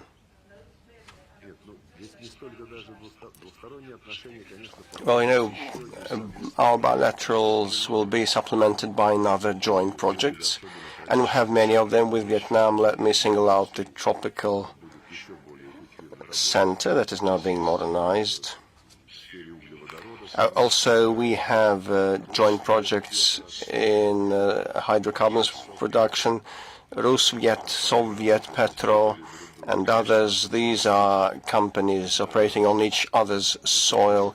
So the nuclear power is based on high-tech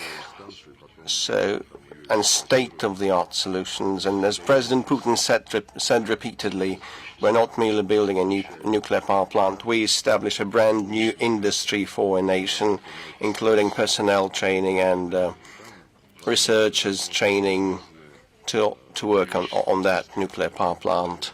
And some commercial aspects may also develop in Turkey.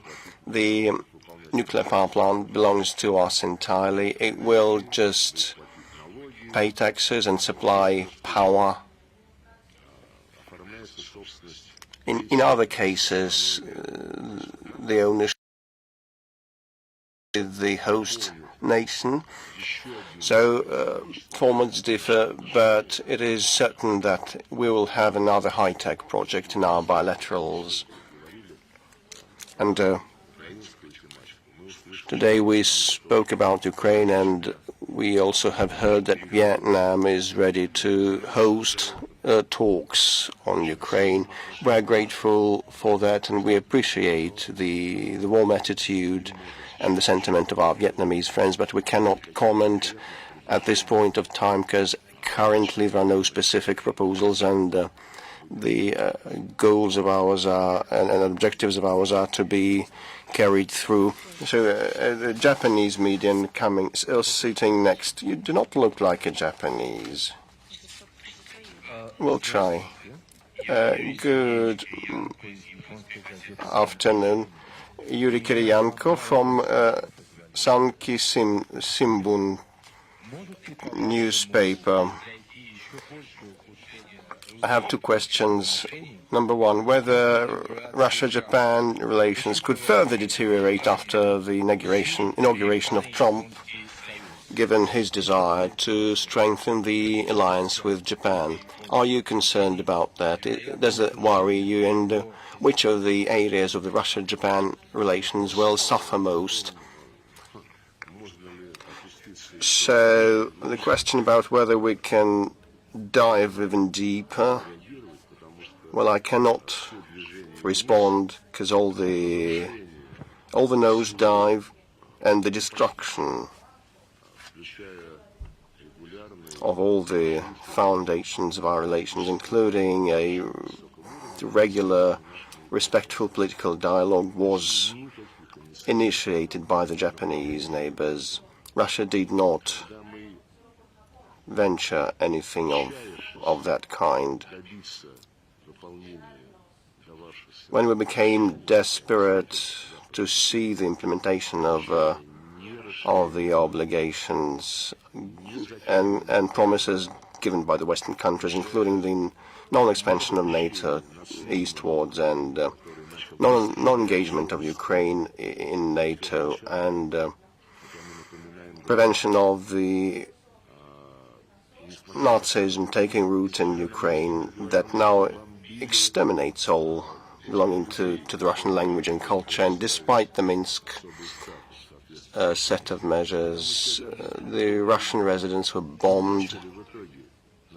And when we faced a wall of, I wouldn't say misunderstanding, but deafness, they just didn't want to listen to us, so we launched this special military operation to protect our security interests and the interests of the Russian speakers in Ukraine. Japan received a command to join sanctions and snapped the salute.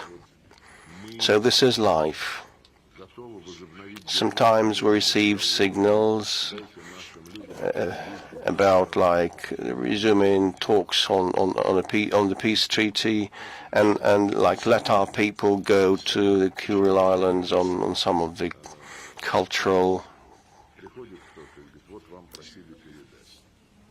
motives. Well, someone just brings a message without any signature, without truly yours, or with huge respect. So the Japanese were always famous for their delicate rituals, cuisine, and attitudes to life. Refinedness has unfortunately disappeared in the way they treat us. But there are some of the exceptions sometimes. Well, actually, we never let culture or sports or joint projects in education fall prey to politics. We never did so, and we appreciate that despite what has been happening, Japan receives Russian performers and artists touring each autumn and hold days of Russian culture. So not all the countries have the nerve to do so nowadays. So in case your employers apply such approaches and such qualities to manifest their self-dignity. That would be in the interests of the Japanese people. And my second question, if you allow me. The Cabinet of Ministers of Russia has compiled the list of unfriendly nations and territories, and the island of Taiwan is there. So I assume it was a de facto item, but actually, de jure, it means part of the Chinese territory put on that unfriendly nations list. Whether the Chinese side voiced any protests, and how can you comment on that? Well, currently, despite the fact that we have a representative office of the Moscow Taipei Chamber,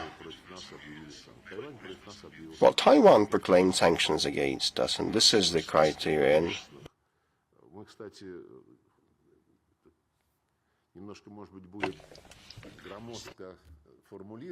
Well, it may sound a bit cumbersome, but actually we assume that the term unfriendly may be used to the governments that join the sanctions.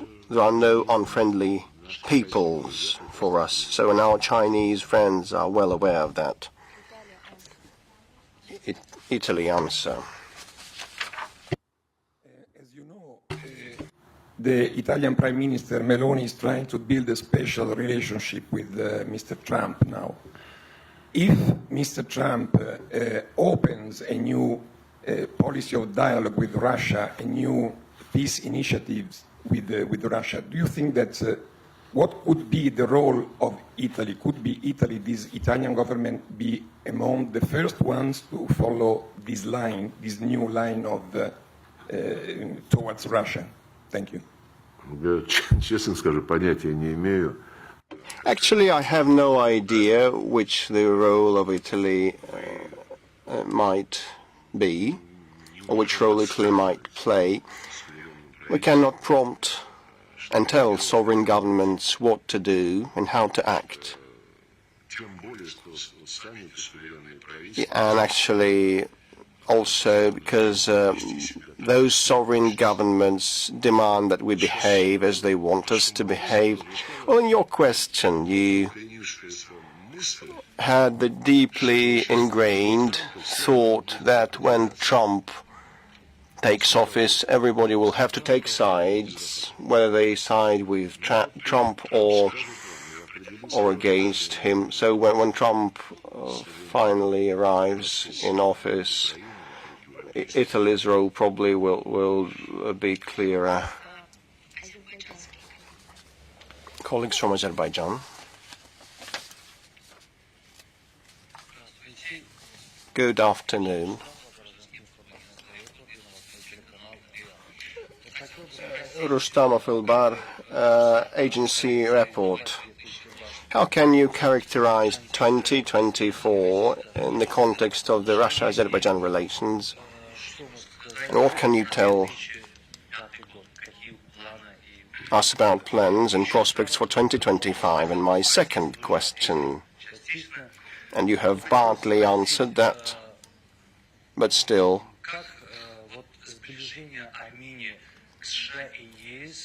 the rapprochement between Armenia and the West, how can that impact the security situation in the South Caucasus?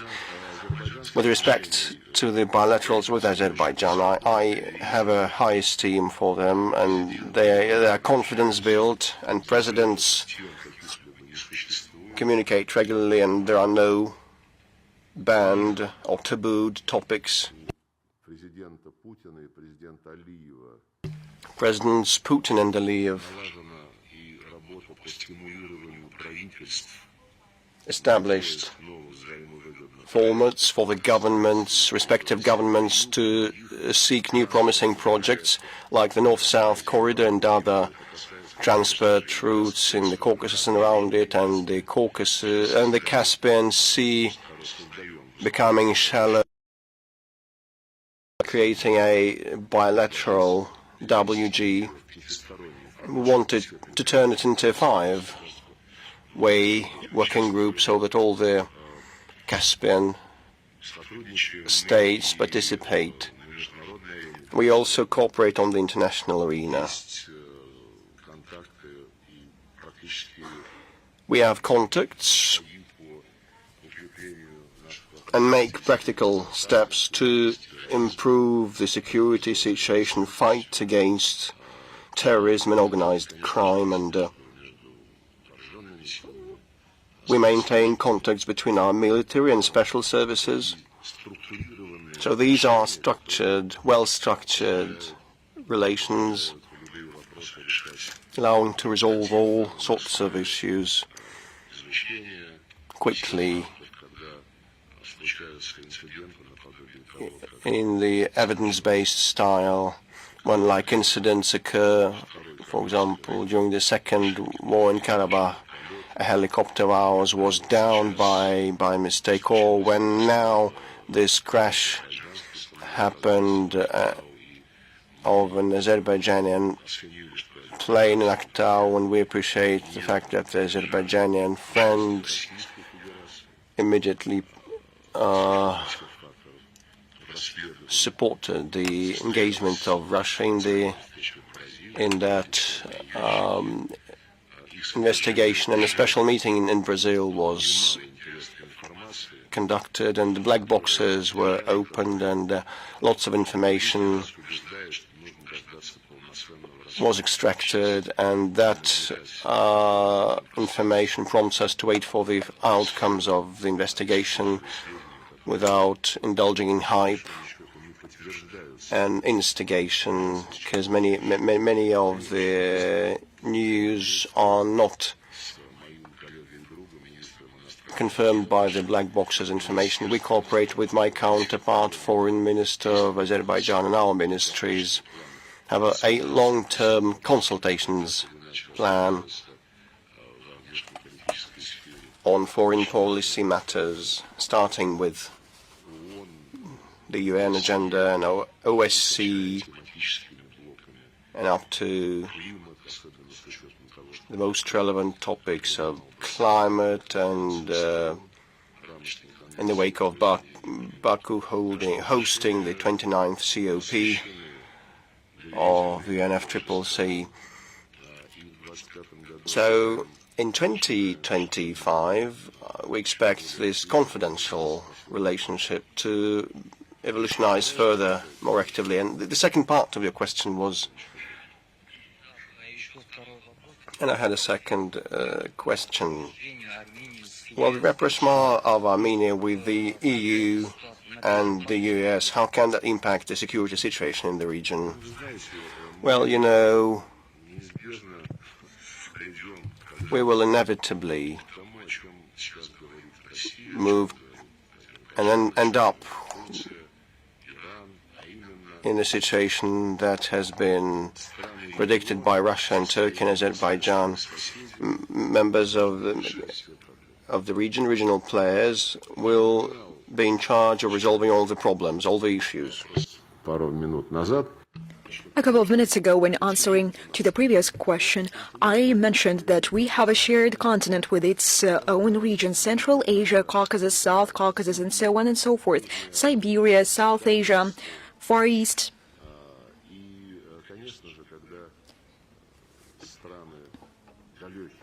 And no doubt that when some states which are far away from our territories, and I should say from our traditions, they do not understand history in its non-colonial dimension when they say that they are going to help everyone. I don't see a problem from the point of view of contacts, but when they say that the European Union mission will be to guarantee security in some regions, I don't understand this. That is why we actively supported the initiative made by President Aliyev, so did President Erdogan, to set up 3+3 mechanism. 3 South Caucasus states and their 3 neighbors: Azerbaijan, Armenia, Georgia, Russia, Turkey, and Iran. We have already had our first contacts. Our Georgian neighbors haven't yet taken the seat. They have been assigned, but this seat is always open at the negotiating table. I believe this format to be more productive and more efficient. Lately, I heard that Armenia and Azerbaijan have almost come to terms when it comes to a peace treaty, and the two pending issues they still have. It is quite difficult to bypass them. Somehow they should decide them either positively, or negatively. And then the European Union wanted to assist them again. This is the sovereign decision of Armenia and Azerbaijan, where they should sign the document as soon as it is negotiated. But the aspiration of Brussels and Washington that it was them who decided the whole thing, it testifies one more time that they want to show that they are the masters of everywhere. There are some proverbs in Russian to describe the situation. Good afternoon, dear friends. Thank you very much for this opportunity to ask the question. I'm Timothy V. I'm the host of the Fake Control program. Minister Lavrov, thank you very much for assisting in the organization of the forum on dialogue on fakes, which took place in November. We declared that we have set up the global fact-checking network. I did not get it right at the first time. Fact-check or check-fact. Perhaps we will face some challenges. We will discuss them later. The actions of the Western governments, they do not go in line with the opinion of the population of these states. That is why we were open to invite to participate in the forum activities the representatives from Western states and non-friendly states of the United States and the European Union. Do you believe that this strategy is right? Or, in the name of efficiency, we should focus on the so-called friendly states? I would not make this platform a closed format, and this is a hallmark of our information efforts. Madam Zakharova would reaffirm this when this hysteria was about to begin, just before the special military operation. When Macron came to Russia, Putin went to visit Macron, and we held some non-official, informal dinners. Back then, we asked a question to the French: why the Sputnik TV and RT have no accreditation to the White House? They answered, these are not mass media. These are the tools of propaganda. They never had accreditation in the United States. They were even banned from some events. We also cited one example, the year 1990. The euphoria in our relations was sliding back, and in the fall of 1990, the OC conference, one document was adopted, among others, the document on access to information, which was pushed forward by France, by the European Union, and some other Western states. This document said that all governments had to guarantee access to any kind of information for their population. Rated inside the state and the information coming from abroad. They wanted to support this perestroika period in Russia, which was eliminating all kinds of barriers, and now they are blocking all the channels. They are introducing some bans, as far as I understand, and we asked the French, why are you doing so? Here is the OSCE document, your own wordings. They are unwilling to listen to us. We also have some limits, but they are clearly regulated and indicated. The content which might be found sensible, which has to do with children, with our traditional values, but in the West, they block any information criticizing the actions of the government. It is not only criticizing the actions of the government, but it is the information based on facts. This fact-checking, I understand that these words of the English origin, it is difficult to replace them. But I believe that we should not be afraid of them. Let them come, let them see and listen. Here we have some foreign journalists, and someone can't come, isn't it? No, we are open for everyone. Their news agencies, they do not allow their journalists to come from Germany and from France. And why they are here? They are working here. Now I see we have the representative of Komsomolskaya Pravda, and France doesn't give accreditation to the correspondence of Komsomolskaya Pravda. Many unpleasant things that we saw on the last page. Minister Lavrov, I have a question. The other day, we received a letter from a schoolgirl from Malta. She's 12 years old, but she loves Russia, and she asked me to ask you a question which she finds very important. At school, I sometimes face the biased position, biased attitude to Russia. I believe that other children living in Europe, they hear false statements, they hear falsehood about Russia. What should we do in such a situation? We have internet. The information we have is online. It is no longer on paper.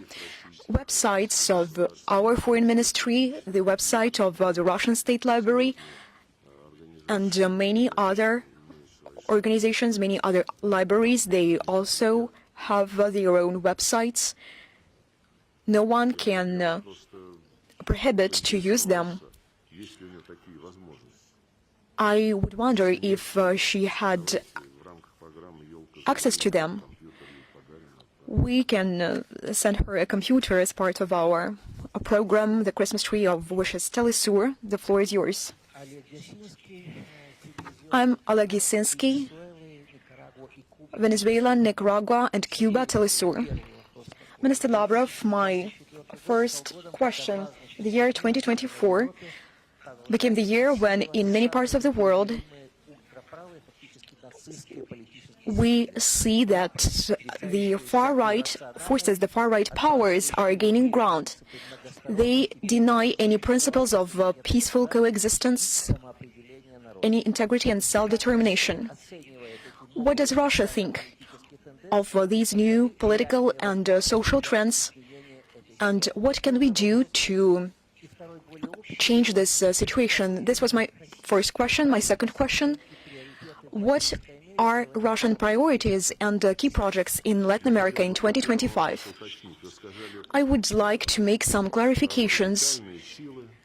You mentioned some far-right forces which flatly deny the principle of equal rights, the principle of self-determination. You mean in Europe? Yes, in Western Europe, in Germany, in France, the far-right forces which have gained ground. Don't you mean the National Front and the Alternative for Germany?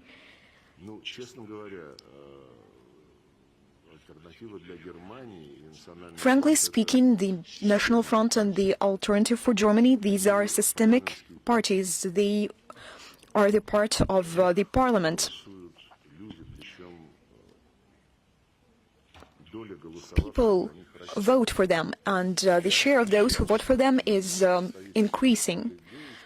I have spoken to the representatives both of the Alternative for Germany and the National Front, and frankly speaking, I cannot accuse them of being against the right of people to self-determination. I think it is just the opposite. The National Front in France, the Alternative for Germany, they want national self to restore national consciousness and national self-determination to restore, because a considerable part of this had been usurpated by Brussels. That is why it's quite difficult to comment on the issue. To say that they are coming up with such disruptive programs, I wouldn't say so. If you cite some examples, it would be possible for me to comment on them. Members of the Alternative for Germany parties, they take part in political talk shows on the Russian TV, and they share the ideas which are first and foremost focused at the need to overcome problems in Russian-German relations. They discuss well-known facts which have been known for many decades and for many centuries. They testify to the aspiration of Anglo-Saxons to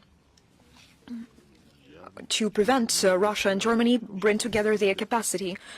I believe that there are many rational and useful things in their ideas, so if you have some concrete examples, I will try to comment on them. With respect to Latin America, we consider Latin America as one of powerful poles of this emerging multipolar world order. We have multidimensional of relations with almost all Latin American states, with our friends from Brazil. Apart from bilateral formats, we also cooperate within BRICS. And we handed our chairship in BRICS over to Brazil. No doubt that this is a promising direction. With Brazil, we have a military, technical, economic agenda.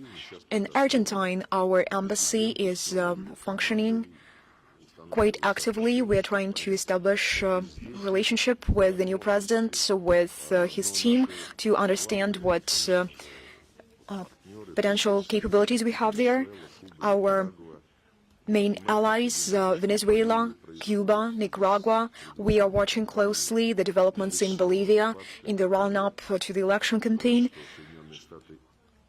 We witness the facts which prove that the United States is trying to interfere, is trying to fracture the progressive forces, but there is nothing surprising about that.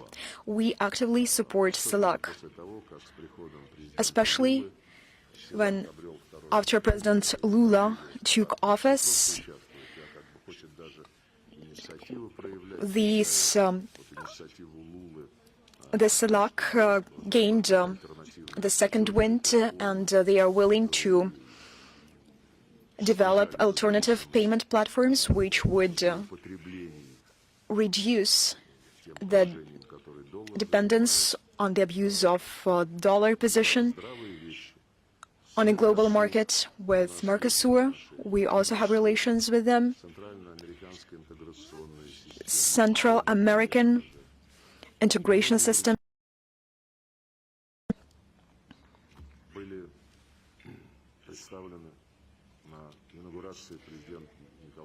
At the inauguration ceremony of Nicolas Maduro. We were also presented there. Vladimir had good negotiations with Mr. President. I expect a very fruitful year. Two last questions. The lady over there, over to you.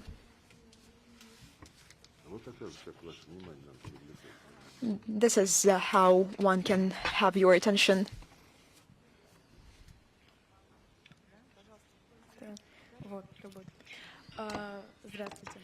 Good afternoon. At the initiative of the organization, the movement of leaders, the movement of the first ones, the children wanted to have an association of child organizations. Do you believe that these organizations are important? How can children help in international policy? And what can you recommend to us?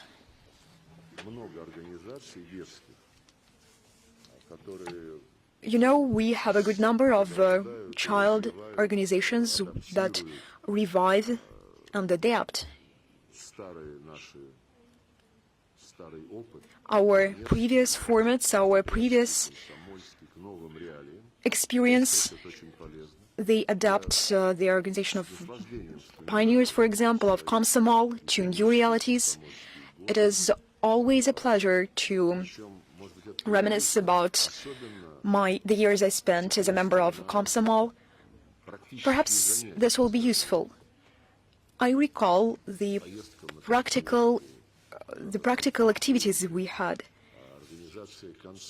Some field trips, some concerts, everything which builds the team spirit, everything that has to do with the practical work. Now we have discussions about the discussions on important matters at schools. This is quite a good contribution, but there should be a pause for the youth, which also would be useful for them. I did not know about this initiative. If you send your plans, the information you have, so that we have a better understanding what you mean and what we could do, we will do.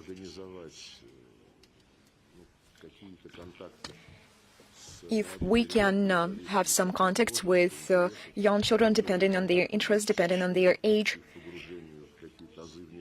which could bring them familiar to the foreign policy, we will do so.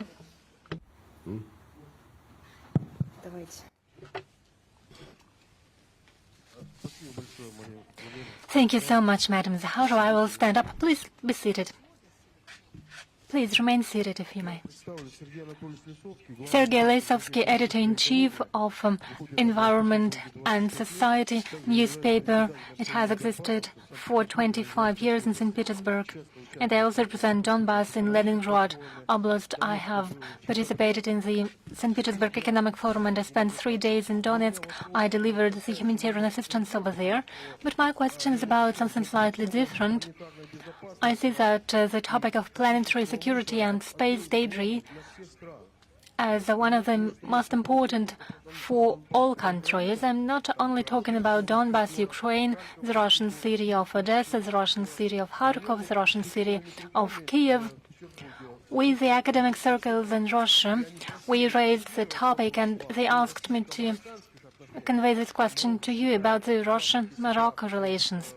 Because in Africa, Morocco considers itself to be a gate to the continent, and I would like to know your attitude to the prospects of Russian-Moroccan relations. It is a question from the academic circles of St. Petersburg.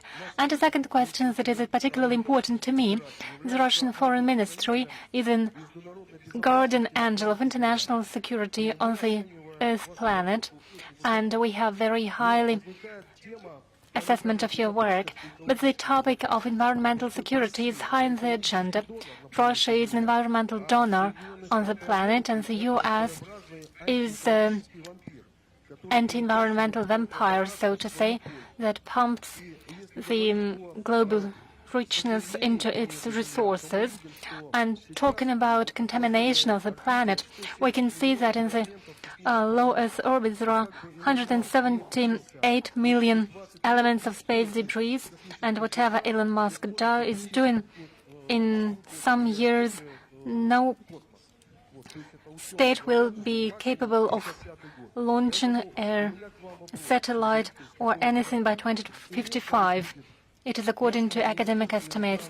So my question is the following. Can you personally, or our foreign ministry, or the president of the Russian Federation, Mr. Putin, put forward an initiative with the new U.S. administration and U.S. President Donald Trump and all space powers in order to convene, in order to hold and carry out an environmental campaign and find ways to clear our low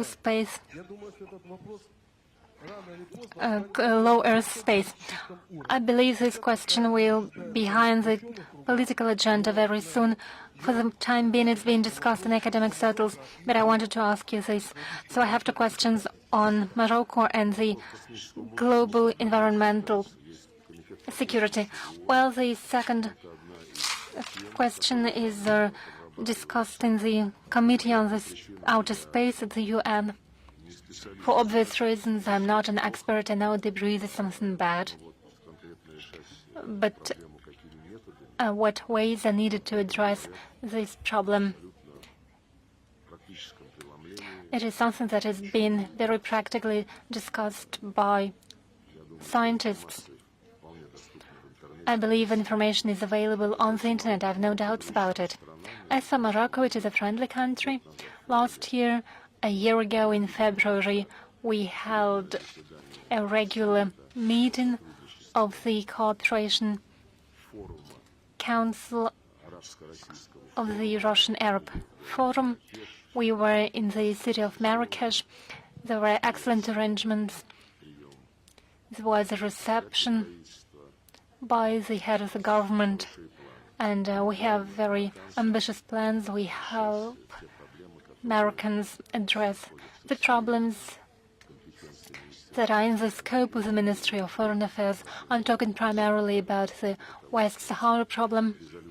In this, we should be guided by resolutions of the UN Security Council, and we've spoken about the UN Security Council on many occasions today already. We've spoken equally today about the right of the peoples for self-determination. So 40 years ago, the Security Council stated that the issue of West Sahara should be decided based on the principle of self-determination, the will of the people, the citizens. Back at the time I was a representative, I was working in the UN, and I had a friend, Jim Baker, a former Secretary of State of the United States, and he even proposed some maps, some plans, specific plans, how the elders would participate in the decision-making process.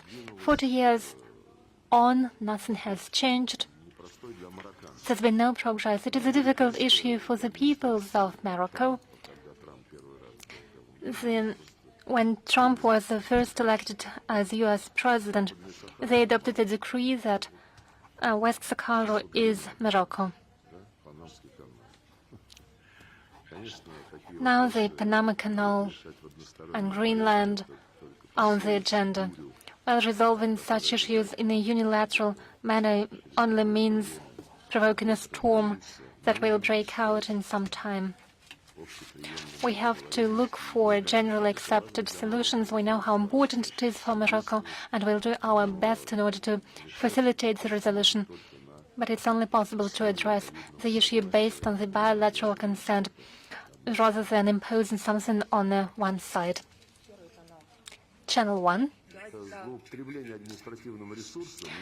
It is an abuse of your administrative resource.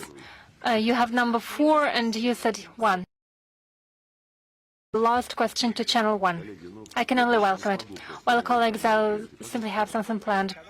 Ivan Blagoy, Channel 1. I still have a German SIM card in my smartphone.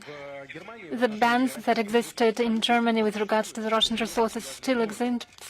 So this hardware is linked to the phone number. But we are not only talking about the bans and blockings, but problems that Russian journalists have when they work in Western countries. What's wrong with them? With the representatives of Western authorities that such problems arise, and is there any link between these problems and the progress of the Russian army during the special military operation? And if you allow a second question about gas. The operator of Nord Stream 2 in Switzerland may go bankrupt in spring this year. Western media write that probably it will be bought by U.S. investor. Can you comment on this strange situation in the context of the ostrich position of Scholz?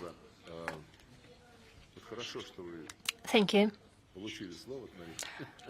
It's very fortunate that you received a word from Madam Zakharova, because the very first question was about journalists as well, and then I said that unlike Western officials, Western administrations, we never wanted and we don't want to limit the journalists in their work, and Maria would only confirm that I'm right.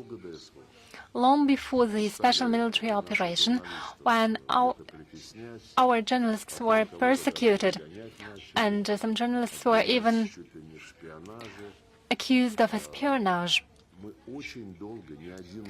for a long time, for several years, we didn't respond to it.